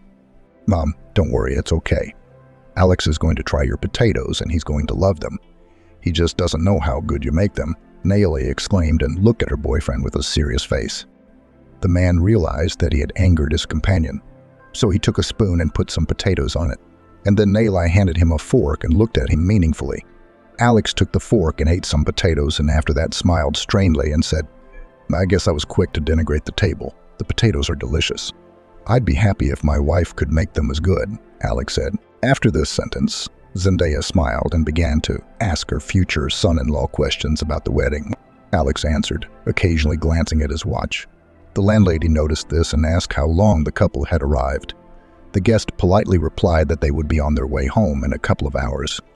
Zendaya sighed sadly. The older woman had hoped that they would spend the night at her place, and she was also eager to have some privacy with her daughter, which she said aloud. Nayli, seeing that her lover was not eating, offered him to watch TV while she helped her mother clear the table. The girl, as soon as she was alone with her mother, immediately apologized for her fiancé's behavior. Then the mother smiled in return and mouthed, "It's okay that your young man told the truth. It would have been much worse if he had done it behind his back. Alex has spoken his mind," Zendaya said. "Oh, but still, he was wrong." The daughter looked guiltily at her mother. "You better tell me, how long have you known him? How well do you know him?" My mother asked. "About a month and a half of knowing him. I think I've known him all my life," my daughter replied with a smile. "Why do you want to marry him after such a short period of time? Are you really pregnant?" The old woman said in a frightened voice. "Mom, we haven't had anything but a couple of kisses. I even live in a rented apartment. We agreed that everything will happen after the wedding. And we both want to live together. That's why we're in a hurry to get married. I'm only sorry that my brother will not be at the wedding, but he knows about everything and wished me happiness. Me, since you and Alex are doing well, I'm happy for you, and with a pure heart I bless you. She hugged her daughter. Soon the young people left the village. On the way to the city, Naili told the chosen one that he had behaved unkindly towards her mother. Alex furrowed his eyebrows and said with irritation that he hadn't expected to see such a shabby dwelling. The girl glared angrily at her interlocutor and asked him not to talk about her mother's house in that tone from now on, and looked at his lover and then laughed softly while mumbling, "You're so good in your anger I could kiss you right now." "Don't pout at me," he said. Her time flew by and the wedding day came. There were many people from the groom's side that the girl didn't know. On Naili's side, there was only her mother, a friend, and the girl with whom she rented an apartment immediately after the wedding. Naili went to live with her husband. The girl was eager to start settling in at the new place. She wanted their apartment to be cozy and comfortable. Naili did not forget that her husband is very fussy about food, so she often looked at the cooking site to find an interesting dish and cook it to her husband for dinner. Sometimes she had questions about cooking, in which case she called Ivia's cook and consulted him. So the year flew by. The time was approaching when the girl wanted to enter the institute again. She told her husband about it the day before. Alex looked at his wife in surprise and asked why she needed to chew on the granite science, until he perplexedly uttered in response, "I must have some kind of education. What am I going to do for the rest of my life?" said the girl. "Honey, stop your wild fantasy. Other girls dream of living and doing nothing, and you're talking about studying. You better always look the way you look. You know how nice it is for me to go out with you. I hear people say you got a diamond, and that's all they say about you. And Vincent is still pining for you. He can't get over the fact that he didn't meet you before me," Alex said. "Sometimes I feel like you didn't marry me, but my looks. But let's talk seriously about school. You don't think it would be pleasant for me to sit on your neck and not have money for extra expenses?" Naili resented him. "You'll have a job soon. I have some ideas, but it's still in the works. I meant what I said about studying. It's all nonsense. You better study a cookbook. You'll need it very soon," he recommended. Naili realized that she would have to forget about her studies. The young woman did not want to have a conflict with her husband about it, so she decided that she would stay at home for the time being and be a good wife and a good housewife. Another 6 months flew by. During this time, the girl's mother went to see her son in prison. Naili's friend married a businessman. The friends still called each other often and told each other the news. Lillian often asked her friend when she was going to birth her first child. Natasha had to keep lying to her that it was not yet time for that, although in fact she dreamed of becoming a mother, but her husband was against it. He said that she had to get on her feet financially and then think about children. The man even forced his girlfriend to take birth control pills for the sake of it. Well, a few more months passed and Ailey was sitting at home watching a women's program. And then they showed a happy mother who had given birth to triplets. The young woman involuntarily wept with emotion, and at that moment her husband came home from work. He looked at her wife with surprise and asked what had happened. The young woman wiped her tears and mumbled, "We've been living together for 2 years now, and I want us to have a complete family, meaning us and our child." Nailai began to say, "But you're doing that again, aren't you? Do you need it? After all, you'll have a hard time yourself later with diapers, nighttime sleep deprivation, and all that kind of stuff." Alex listed, "I know all that, and I'm willing to go to all that trouble. It's just that you're at work all night, and I'm bored," she wailed. "And in your spare time, learn to knit. It's very good. You'll have a job, I promise you," he said. The girl realized that it was useless to talk to her husband about children. So she decided to get pregnant by trickery. A young woman stopped taking birth control. After a while, she realized that she was pregnant. To be sure, Naili visited the women's clinic, where the doctor congratulated her on the soonest possible addition to her family. The young woman flew home, overflowing with happiness. Now she thought about how to tell her husband about it. Naili waited for her husband from work and tried to think of every possible way to tell the news to her husband. And when Alex came home, she said in the hall, "I'm pregnant. I went to the doctor today." The girl said, "No, could this happen? Didn't you take the pills?" The man wondered. "Yes. I asked the doctor the same thing, but he told me that there are failures in the body and the pills do not give the proper effect, which is what happened to me. Nay, wide wife." Then it is necessary to terminate the pregnancy, the husband said dryly. Not anymore. The time limit is not suitable for this. Don't worry, sweetie, we'll manage, the young woman said affectionately. Of course we'll manage. You're going to be blown like a cow and you won't be able to fit into any dress, the man said irritably. Time moved on. Nayli's pregnancy proceeded without complications, and soon the young woman gave birth to a baby girl who was named Amelie. Nayli was very happy about this event, for now she was not only a wife, but had become a mother. As the years passed, Amelie turned 3 years old. Nayli thought about sending her daughter to kindergarten. She wanted the child to have contact with her peers, and this is what the young woman told her husband. The husband was not against it, and agreed with the opinion of his wife. And as soon as Amelie went to kindergarten, Nayli talked to her chosen one about work. Alex didn't like such conversations, as he was fine with his wife sitting at home waiting for him after a day's work. However, this time the beloved was persistent in this matter and told her husband, "Like it or not, I'm going to look for a job. I have to beg you for money all the time, and I don't like it," she said. "No, come on, you're never going to talk to me like that again. I've told you more than once that I'll get you a job. Be patient for another year. I've got some money saved up and I want to open a restaurant business. I've seen how Island's made a fortune in this business. He's already opened a restaurant. I'm still in the same place," he said. "But you don't know anything about this business," her wife said, bewildered, and then added, "It's better to invest in something you know how to do. In your case, it's an automobile repair shop," she advised. "I'll understand in time, especially since Arlen, as a friend, promised to help. I didn't just tell you to learn the cookbook. You'll be an administrator in the restaurant we're going to open," he said. After this conversation with her husband, Nayli's spirits lifted. She told her mother and then her friend.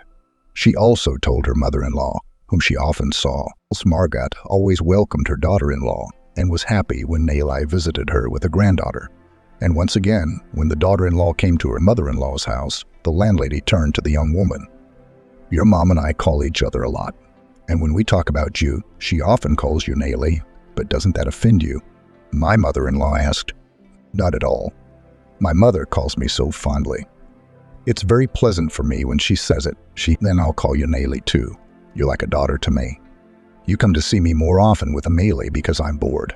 And my son and his business are always busy," she sighed sadly. "Okay, Mom. I'll try to get out more often. And I'll talk Alex into coming to visit more than once a month," Nayli said. A couple more years passed and Alex opened a restaurant. Nayli was as happy as a child because now she would not have to sit at home.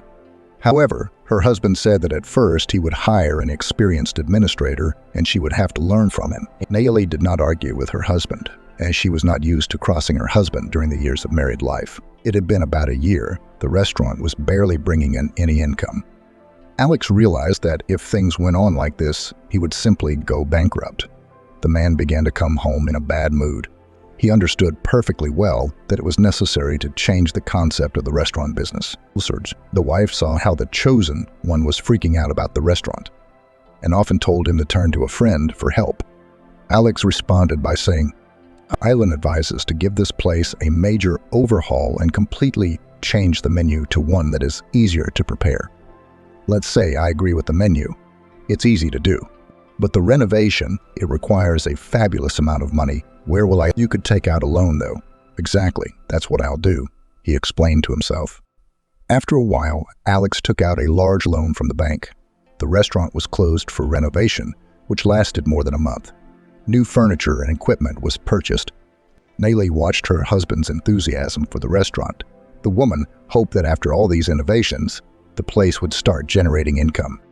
And then the day came when the place opened.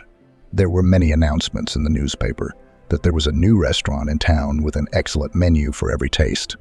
Alex immediately invited his friends to celebrate the opening of the place. The man expected a lot of visitors that day and hoped, like his wife, that now the revenue would increase many times over. A week has passed since the restaurant opened. People's attendance was low. Alex was furious about it. He just didn't know what to do. The man was freaking out, and Nayli didn't know how to help her husband. She had already gone to Elias secretly from her chosen one and asked him how to fix the situation, and the spouse responded, "I told Sasha from the beginning that this event was a failure. You see where the restaurant is located. The elite don't live there, and rich people won't go there on purpose. When Alex first wanted to open a restaurant there, I told him right away that it should be either a canteen or a diner. But you know your husband, if he sticks to his guns, you can't move him, my friend wailed. Maybe you could talk to him again. You should see how he's so angry. I can't look at him without crying, Nayli explained. My words mean nothing to him, and you realize that too. My advice to you is to try to persuade him to sell the restaurant so that you can pay off the loan, said Erlan. Okay.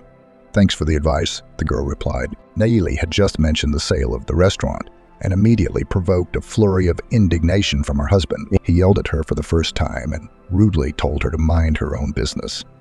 The young woman, after an unfortunate conversation, took her daughter and almost crying went to her mother-in-law's house. When Nayli came to Margot's house, she told her husband about the quarrel. The landlady asked her daughter-in-law to calm down and offered to spend the night with her. The daughter-in-law refused, as she knew that her husband would not approve of such an act and told her mother-in-law about it. Margot volunteered to call Sana and immediately dialed him. Alex, I'd like Nayli and Amelie to stay at my place tonight, the woman said over the phone. What kind of freaky stuff is that? She is a married woman and should be with her husband. I'll come and fetch her myself, said the son threateningly. Me, son, I know you're having business problems, and you're taking all your anger out on Nataka right now, so let her stay with me for a day, Margot insisted. I'm on my way out. The man muffled and disconnected the phone. Alex was already at his mother's in 40 minutes. He went into the apartment and, without embarrassing his mother, threateningly told his wife that he would not allow her to take the quarrel out of the house. Haley said quietly that she had come to her mother-in-law's house to talk about her problems. Alex responded by saying, What goes on in our family should be between us, between you and me. You don't bring mothers into this. Do you understand? He said angrily. Yes, the young woman said fearfully. After this incident, Nayli realized that she did not know her husband completely. She even, somewhere in her heart, became afraid of her husband.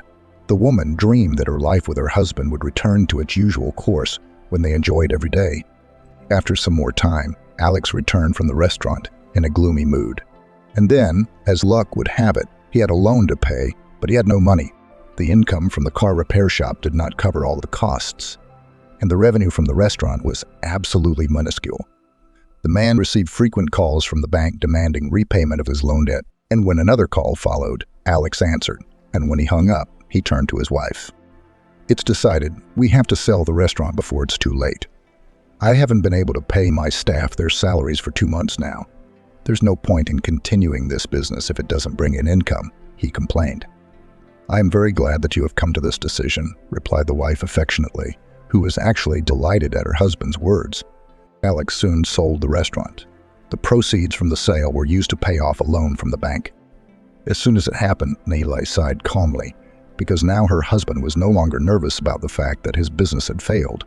However, the young woman still secretly wanted to work from her husband, but she realized that her husband would suppress her desire at the root, and then Nayli found a way out. The girl began to earn money on the internet. She performed simple tasks in social networks, earning a small income. 2 months had passed since the sale of the restaurant when Alex came home dejected. Nayli asked her husband what had happened. The chosen one, trying to hide his irritation, answered that he had been to Aaliyah's house and that things were going well, and the wife was surprised at her lover's words and said, You should be happy that your friend is doing well in that regard. Don't you realize that I also want to ride a horse, not to pick up scraps from the table? Alex resented him.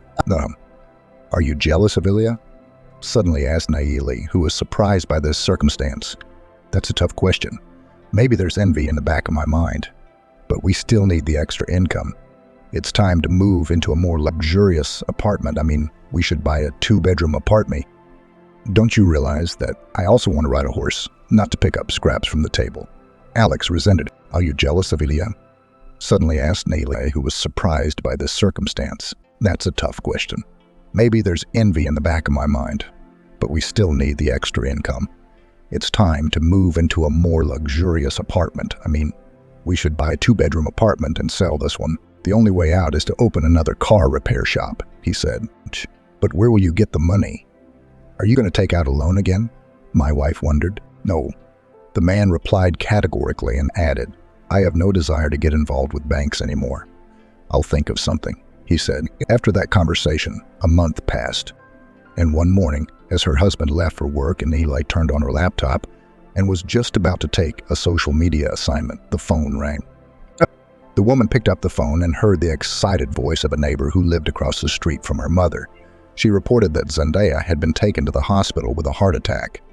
Nayeli gave a startled gasp and immediately started calling her husband. As soon as Alex answered, she quickly told him the sad news and asked him to take her to the hospital. The spouse asked with a little irritation. "And how far are you going to go there?" Husband said. "Until mommy is better. I can go with Amelie or leave her with your mom. It's up to you," Nayeli. "Only with my daughter I'll let her go to the village. Don't burden my mother with a child," Alex said dismissively. "As you say, darling Hugh," the girl answered and smiled. She understood from her husband's words that Alex was still jealous of her, and that's why he didn't want to let her go alone. A short time later, Nayeli was already sitting beside her mother, who was lying in a hospital bed. The young woman stroked Zendaya's arm and said affectionately that everything would be all right. The sick woman looked at her daughter and told her not to worry. Nayeli nodded and thought that she should call her brother and inform him of her mother's illness. The young woman didn't even realize that Matthew's call would bring trouble. A few days passed. Nayeli was on her way home from the hospital to her mother's house. 2 police cars passed her. The girl wondered at the same moment what had happened in their village, if so many law enforcement officers had arrived. To her amazement, the cars stopped near her mother's house. Nayeli approached the uninvited guests and inquired, "What happened?" she asked. "We need Zendaya," the uniformed man said glumly. "She's in the hospital, and I'm her daughter," the girl said. "Matthew escaped from prison and traumatized our employee in the process. We're looking for him. Was he here?" Officer asked. "No. He wanted to check on his mom, so he did that," the young woman said faintly and felt herself getting unwell. In the meantime, the interlocutor asked to open the house in order to inspect it, and at that moment, a signal sounded over the radio. The man answered, and after a few moments he said that the operation to track down the fugitive criminal was over as Matthew had been caught. Nayeli then went into the house, where she wept desperately. She was well aware that her brother had escaped only to visit his mother. Matthew was afraid that his mom wouldn't wait for him to get out of jail. Nayeli also realized that now her brother would get more time for escape. She also knew that her mother must not be told because Zendaya, with her heart condition, might not be able to bear the news. Some time passed and then Nayeli's mother was discharged. Zendaya asked her daughter to stay with Amelie for a while longer. Nayeli could not refuse her mother's request, even though her husband called every day to ask when she would be home. It had been a few days since Zendaya had been discharged. Alex knew about it, and once again, when his spouse asked him to stay at his mother's house for one more day, he passed out and came to the village himself after a while. The man politely greeted his mother-in-law and ordered her to go home. Nayeli realized that her husband was angry with her for his long absence and that he missed her. Soon the family returned to the city, and life went on as usual. But after a month, when Nayeli returned from the village, she began to feel uncomfortable, her body itching all the time. This did not escape Alex, and he told his spouse. She'd been living in her mother's old hovel, so she must have gotten scabies. "Go to the doctor tomorrow," he said. Nayeli didn't contradict her husband in return, as she actually felt disgusted. She went to an appointment where the doctor prescribed a bunch of tests, and soon after, the doctor told her that she had diabetes mellitus. I gave the doctor a stunned look and asked, "But we didn't have anyone in our family who had this disease." The young woman wondered, "You said yourself that you've been in a lot of trouble lately, so you got diabetes on a nervous basis. Now you should go to the hospital for a full examination," the doctor recommended. Nayeli returned home depressed. She didn't want to lie in a hospital bed. She informed her husband about her illness, who was not thrilled with the news. Alex immediately told his wife not to hesitate and to go to the hospital. Uchard sappered. The woman nodded in agreement and said, "All right, darling, but you'll have a hard time now because you'll have to take Amelie to and from kindergarten," she said. "Hey, don't worry about it. I'll figure something out," he replied. Soon Nayeli was admitted to the hospital. She was there for about 2 weeks. When she was discharged, the doctor gave her a prescription and explained how to take the medicine. And the doctor also advised the girl to worry as little as possible. Nayeli would have been happy to live without worrying, but then her daughter had an attack of appendicitis. The girl was urgently hospitalized. Nayli was worried about her daughter's condition, and as soon as Amelie was discharged, she felt sick and went to the hospital again. It has been 7 months since Nayli found out about her illness. During this time, she had put on a little weight because she was taking hormones. If some acquaintances told the woman that the extra kilograms only added charm to her statue, Alex caustically remarked that she was slowly turning into a cow. After these words, Nayli cried, and her husband, to smooth out his harshness, "No tears. I'm just asking you not to gain any more weight and to watch your weight. Keep a notebook and weigh yourself every day. And now I want to tell you a happy thing that in a week, I will have a second car repair shop, and you and I will soon move into a 2-bedroom apartment. I've already found a buyer for this apartment," Alex said. "But where did you get the money?" The chosen one asked, stunned. "You should know the places, but in the meantime, start stowing things slowly," he smiled. And before long, Alex had already opened a second machine shop, and then the family moved into a 3-room apartment. Moving to a new place of residence was a big challenge for Nayli. She was nervous about anything, that she would not make friends with the neighbors, that they would live too far away from her mother-in-law, that her daughter would have to go to the 1st grade, and she would not have time to get the child ready for school due to the move. And as a result, the woman ended up back in a hospital bed. And when her husband came to check on his spouse, she asked him, "Let your mom help you with Amelie. You don't have enough time for household chores with your business. Invite Margaret to stay with us while I'm away," she said. "I'm not going to call my mother, especially since she's leaving. I'll handle this situation myself, and Amelie will be fine. Don't worry about her," he urged Nayli. "Where is this going?" "She didn't say anything to me, really. I haven't called her in a while with this move." Nayli didn't understand. Please don't bother your mom at this time. When you're discharged, I'll take you to her myself." "It's a deal," he insisted. "I won't mind you, whatever you say, sweetie," she agreed meekly. Nayli checked out after a while. She arrived home and noted with pleasure to herself that the apartment was in order. The woman turned to her husband and spoke affectionately, saying she was proud of him. Alex, in turn, handed his chosen one a notebook and told her to start writing down the calories and how many she had consumed during the day. Nayli gave her husband a dumbfounded look and said he had lost his mind. Alex stepped aside and then gestured to the mirror and offered his wife to look in it. The woman complied with her husband's request and looked at her husband again, and then seeing that the life companion was perplexed, muttered, "You put on a few extra pounds that don't make you look good anymore. I don't have to explain this to you, obviously." He resented me. "I don't understand something. Do you love me, or do you only care about my figure?" Both. So let's stop this pointless dialogue," he decided. After these words, Nayli locked herself in the bathroom and cried for a long time. She hated herself for being overweight and decided that she would take care of her figure without feeling sorry for herself. Only after these thoughts, the woman was able to calm herself down and left the bathroom. The next day, Nayli got up early in the morning while her husband and daughter slept, then weighed herself, recording her weight in a notebook, and then she did her morning exercises. When she did her exercises, she mentally encouraged herself that she was doing it not only for the sake of the man she loved, but also for her health. Afterwards, Nayli saw her husband off to work, took her daughter to school. She began to study the calorie chart. Legends, the woman decided that she would cook for herself separately and only from low-calorie foods. She made a menu and put it in a prominent place in the kitchen. Several days passed. Nayli continued to exercise every morning and cook for herself separately from the household. The woman believed that everything would work out and she would be able to regain her former figure. And when a week passed, Nayli stood on the scales and was horrified to notice that during this time she lost only 260 grams. She was upset by the result and decided to talk to her mother-in-law, that woman called Margot, but the caller was out of range. When her spouse came home from work, she told him that she had tried to call her mother but was unable to. Alex then looked absent-mindedly at his beloved and informed her in a calm voice that his mother had gone to live in another country, and looked dumbfounded at her husband and utters, "No, come. Why didn't she say goodbye? Why didn't you say anything to me?" She was indignant. "It's a long story. Be patient. Mom will get settled and she'll call you. It's just that she got a boyfriend and he suggested moving to his homeland, and she agreed. And Mom doesn't have to answer to us for her actions. She's an adult," Alex said, as if Alex had cut him off. "It's not that Margot has to answer to us," the young woman exclaimed indignantly, wiping away tears with her hand. And then she went on to say, "That's not the point. We got on well with her, and she left without a word to us. It's not nice to her relatives."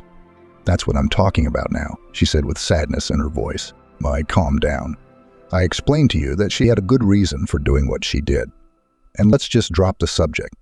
And actually, your husband came home from work hungry and he wants to eat like a wolf," said the husband. Nayeli had no choice but to silently walk to the kitchen and set the table to feed her spouse. The woman was doing all this automatically, as her thoughts were preoccupied with her mother-in-law's behavior. She could not believe that Margaret had done such a thing. Nayeli was offended that her mother-in-law had done that to her, and immediately, a month had passed since Nayeli had been trying to lose weight. She decided to find out how much she would weigh at the end of the month. The woman stood on the scale and was confused. She saw that after all her efforts, she had lost only 1 kilogram. Nayeli did not believe the result at first and quickly went to the nearest health clinic where she asked to be weighed. However, the nurse confirmed the result that Nayeli had on the scale at home.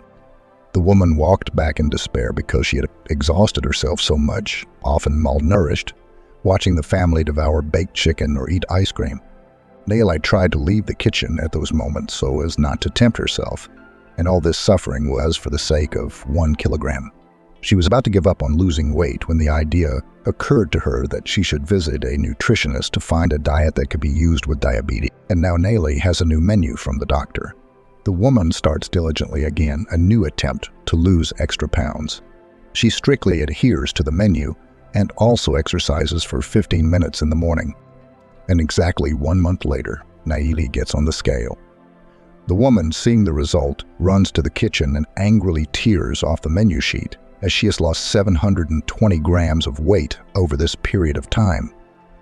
When her husband came in that day, her spouse complained to him that once again her month had been wasted, as she had lost very little weight. Alex grinned and arrogantly said she wasn't trying hard enough. Nayeli felt her resentment rising and wanted to reply to her husband, but she immediately changed her mind, as she realized that the conversation could end in a scandal, and she did not want that. The next morning, Nayeli saw her husband off to work as usual, took her daughter to school, and called a friend. She told her friend about her problem and that her relationship with her husband was deteriorating because of it. Lillian listened to her friend and advised her to run away from such a lover. Nayeli, through her tears, replied to her interlocutor, "It's easy for you to say that, but then where am I supposed to go? Back to my mom's village. And look at the village men, all of whom are drinking themselves to death. Yes, it's not even that. It's that I love Alex," she said, crying to her friend. "You sound like your mom, who had to take a beating from her husband because of her love. What more advice can I give you? You know, I don't know what to say in this situation. For me, I've seen pictures of you and Amelie, and you look pretty good. I don't deny that you've put on a little weight, but you've become more feminine." Lillian tried to encourage her friend. "Thank you for listening, and I'm sorry for putting my problems on you. Say hello to your family," Nayeli said. "Don't get lost and call me in any case. Everything is possible in our life. So if there are any financial difficulties or anything else, call me right away," said her friend. Some time passed. Nayeli stayed at home with her daughter and helped her with her lessons. Alex came home and told his wife that this weekend he would not come home alone, but with a rich client. The man asked his spouse to prepare a holiday meal while telling his wife that it was extremely important to him to convince his guest to come to his workshop. The chosen one did not ask unnecessary questions and promised her husband to set a luxurious table. It was Sunday, and Alex came home with a man who was dressed in an expensive suit. The head of the family invited the guest into the hall, where the table with numerous dishes was set. Alex looked at the treat and smiled. He was pleased that his wife had honored his request. Meanwhile, the guest also appreciated the dishes and said, "Your wife is a great cook." And after these words, the man looked at Nayeli, who was standing modestly aside, and the guest clucked his tongue and said, "Your chosen one is good in every way," the man said. Alex clearly didn't like the client's last sentence and sternly asked his spouse to leave them alone for a while. And then the landlord brought a bottle of white wine and suggested that we start the conversation by drinking 100 grams.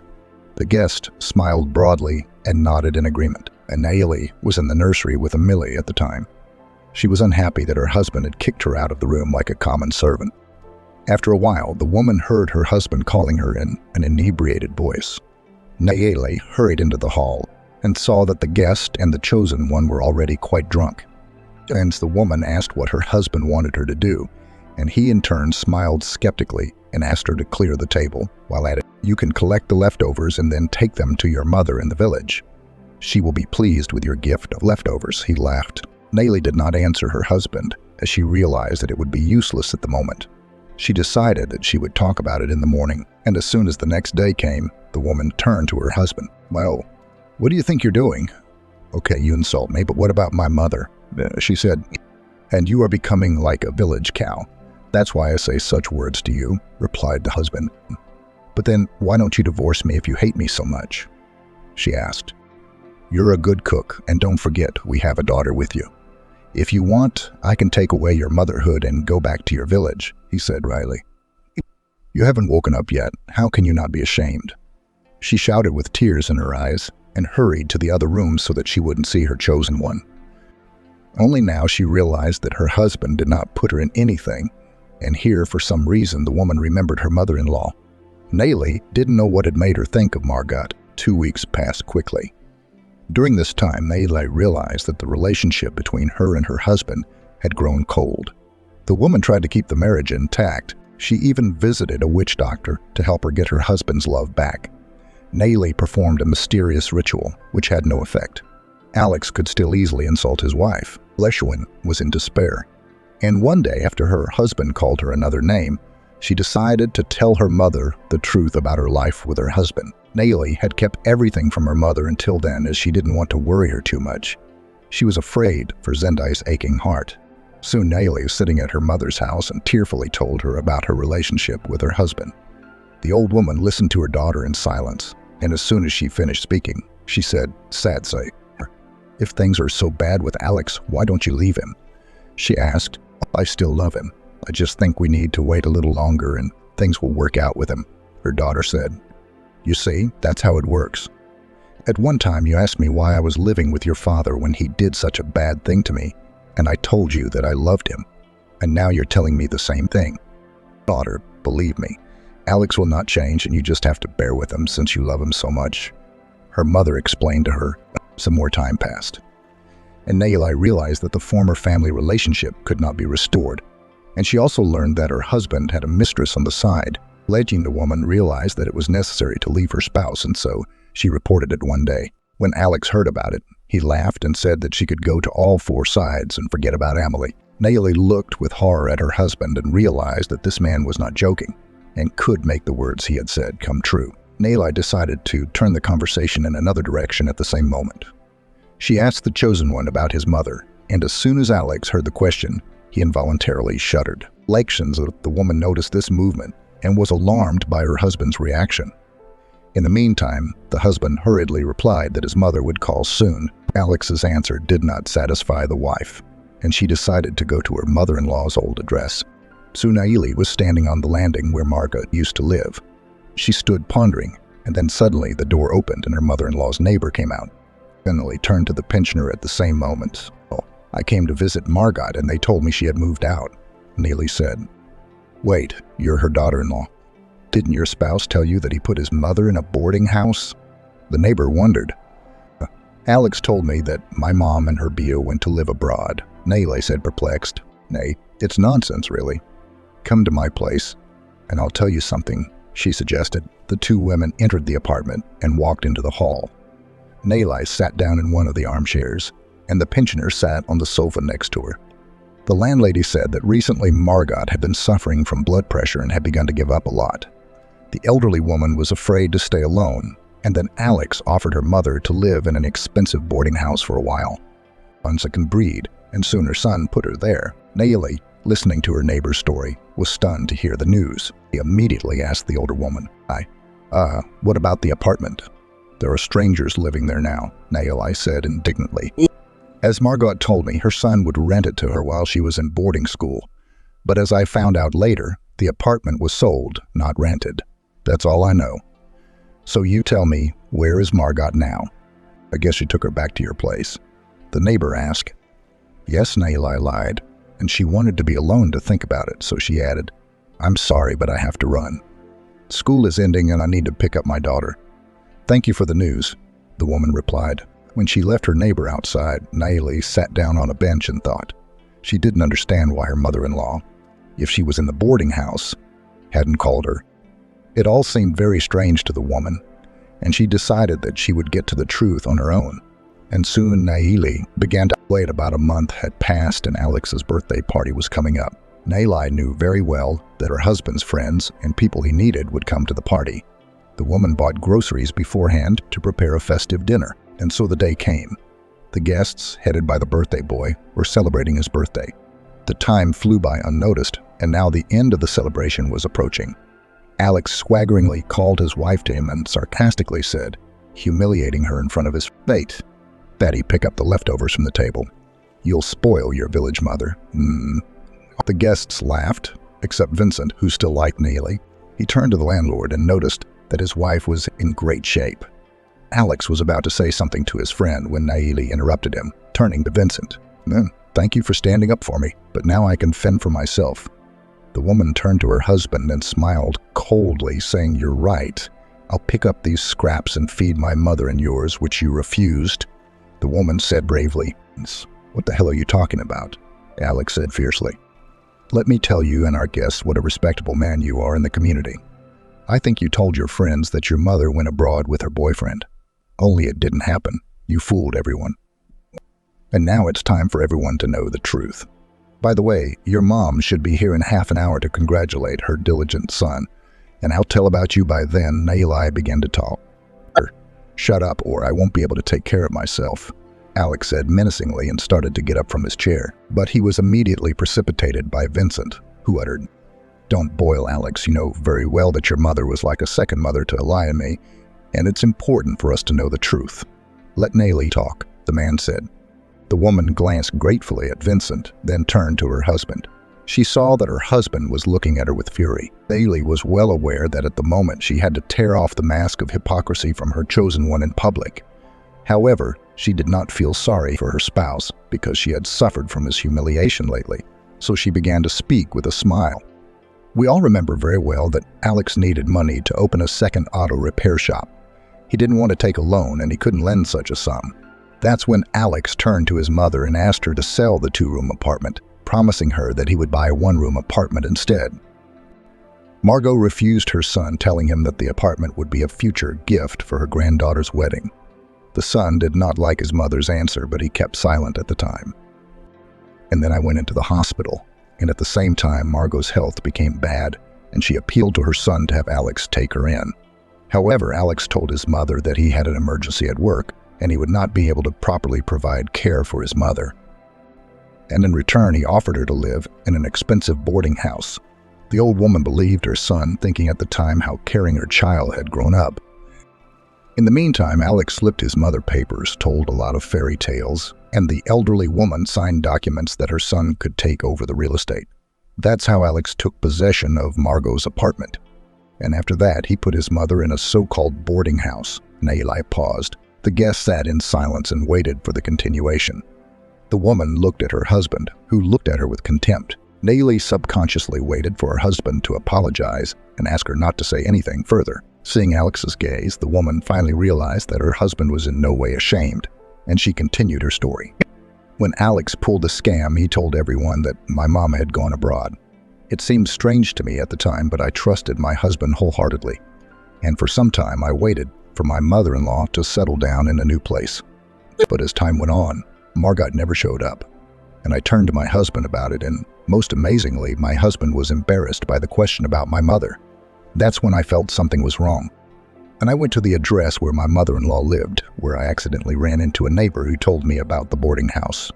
I was astonished by my husband's lies and did not tell him anything. I started looking for Margot on my own. I visited several boarding houses, but there was no woman in any way. I was in a stupor as I did not know how to find a mother-in-law.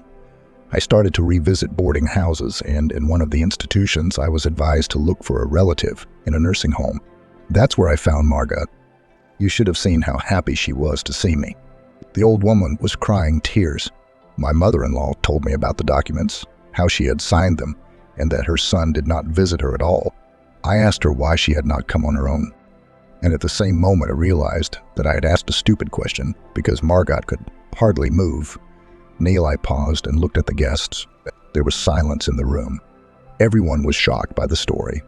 The woman was silent for a while, and then she looked at the people in the room and said, "But that's not all. I was waiting for someone to ask why Margot didn't call because she has a cell phone." Well, there's a little story here too. It turns out that Alex had thought of everything. He told his mother that he accidentally dropped her cell phone in the water and it no longer works. Alex promised his mom he'd buy a cell phone, but as you all know, he didn't. One more thing I'd like to say is that Alex put his mother in not the most decent nursing home. As much as I hate to say it, not all institutions have decent staff. It just so happened that Margot ended up in such a nursing home. Naile stopped talking and turned to her husband. She gave him a cold look, then smiled and began slowly clearing the rest of the food off the table. The guests watched the woman in a daze. Naile took her time with her actions, realizing at the moment that she had shocked everyone with her story. And when only the bread remained to be put away in the bag, the woman turned to her husband and said softly, "Here, my dear husband, I have collected the leftovers from the festive table, and it is this food that will go on the table of your mother and my village mother," she said. Vincent stood up at that moment, and he looked at his friend contemptuously and said, with a slight anger that he had not expected his friend to do such a thing. Alex remained silent in response.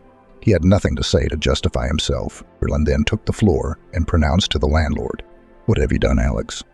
Margot is your own mother and you did this to her." Vince was right. "We didn't expect you to be so mean." The man wanted to continue talking, but Naile interrupted him.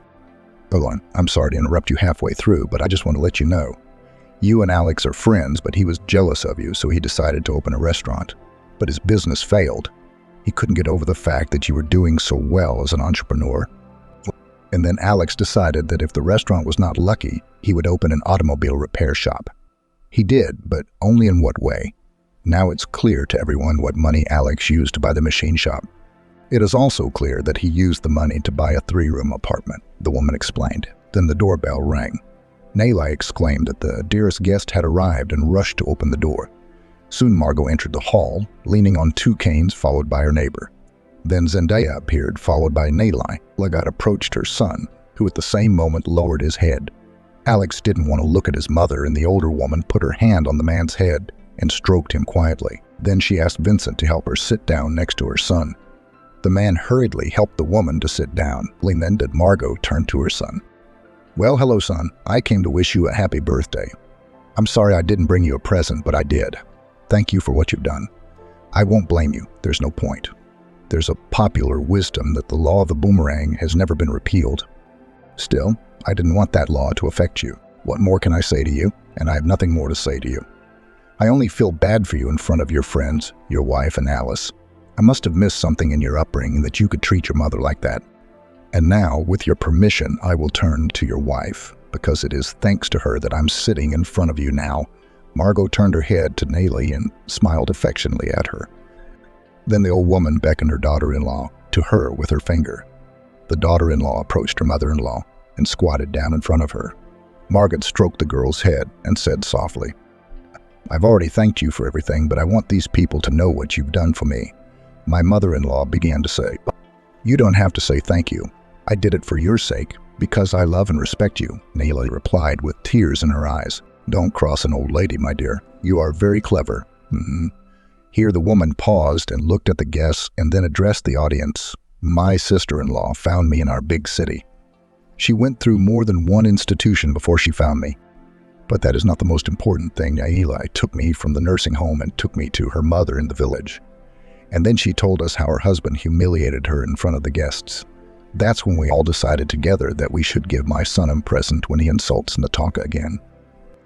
A couple of days before the holiday, she brought us to the city and brought us to my former neighbor, who had taken us in for the time being. We had to tell her the whole truth, because the lies would come out sooner or later anyway. The neighbor was shocked when she found out. She thought I was living with my son. Margot was silent. No one in the room wanted to say anything. This went on for about 15 minutes, and the silence was broken by Alex, who stood up and said, "And why are you making a monster out of me? Do you know what it's like when your best friend gets richer every year? Or do you know what it's like when my wife disobeys me and has a child against my judgment? Do you even understand what it is like when your spouse gains pounds every day and does not look after herself at all?" The birthday boy was indignant. Stop talking nonsense. Vincent interrupted Alex and immediately continued talking. You were not prevented from developing your business in your own direction. And as far as I know, Alan discouraged you from opening a restaurant. He warned you right away that it was not the right place. And about Emily, what I can't understand is that you're not happy that you have a beautiful daughter. And I'll say one more thing about your wife. She is an extraordinary woman, and you should be proud that you have such a wife, the man said. At that moment, Vincent was touched by Nayeli's hand and asked him not to continue, but to let her speak. The man smiled at the woman and said that he was a gentleman and would always give way to a lady. Nayeli thanked Vincent with a look and turned to her spouse. You and I are done with the leftovers. Now let's put one more fat point on my fatness. If you're annoyed by my figure, I can reassure you that you won't be seeing it from now on. You and I are getting a divorce, and don't even try to scare me about my daughter staying with you. After your words, I realized that Emily, really you do not need. You just did not want to pay child support after the divorce, and you do not care about the child. And I can also add that everything will be great in my life, and I will find a man who will love me as I am now. And at the same moment, the woman was interrupted by Vincent. He apologized to Nayeli for that, and said that there was already such a person who would love her. Nayeli smiled. She knew her husband's friend had a soft spot for her since the day they met. In the meantime, Vincent continued to speak. You know I have feelings for you. That's why I'm suggesting in front of everyone here that you get divorced as soon as possible and consider me for a new spouse. And believe me, I like your figure even better now than I did before. And I promise you'll never hear a hurtful word out of my mouth. I won't replace Amelia's father, but I promise to be a good friend. Now it's up to you, Vincent said. Nayeli was embarrassed at these words and did not know what to say. Her mother came to her aid and told her that if she had fallen out of love with her husband, there was no point in keeping the family together. And then the older woman added that Vincent's offer should not be accepted at once, but should be considered. Nayeli listened to her mother and nodded in agreement. She was just about to say something when Alex spoke. He bluntly said he would not grant a divorce under any circumstances. At the man at the same moment, the chosen one looked at him and said with astonishment, "Now, and so you hate me. Why would you want to fight a divorce? I can also tell you that I don't love you. It's all burned out. It happens. So you don't have to act like you don't know who you are right now," Nayeli blurted out. "I've already told you there will be no divorce," the spouse replied stiffly. Vincent intervened in the conversation between husband and wife. The man turned to Alex. "You know, I really wish these were the days of the duel. I'd love to do it now. From now on, you know very well that our friendship is over. From now on, I won't even shake hands with you. I'll pass you by without noticing you. And as for the divorce, you can shake the air with empty words, but the divorce will take place because your wife wants it. And if you try to intimidate Nayeli, believe me, she has an advocate who is willing to go to great lengths to make this woman happy in life. It's your own fault for what happened. Nayeli loved you with all her heart, and you knew it, and the people around you knew it. But you mocked her and trampled on her love. So be a man now and just step aside and let Nayeli get on with her life." Vincent spoke up and turned to the woman he loved, smiling encouragingly and asking her not to worry. Nayeli smiled in return as well, and thanked the man again for his support. Vincent then turned to Margot. He said, "You shouldn't be ashamed of your son in front of us. Alex is no longer a child and should be responsible for his actions. And I also suggest that you, as well as Natasha's mother, live at my dacha. There is fresh air, heating, in general, all the conditions for paradise. And now I suggest that we all leave the owner of the apartment. Let him be alone with his thoughts. I think he has a lot to think about." Vincent suggested to Nayeli that he gather the most necessary things.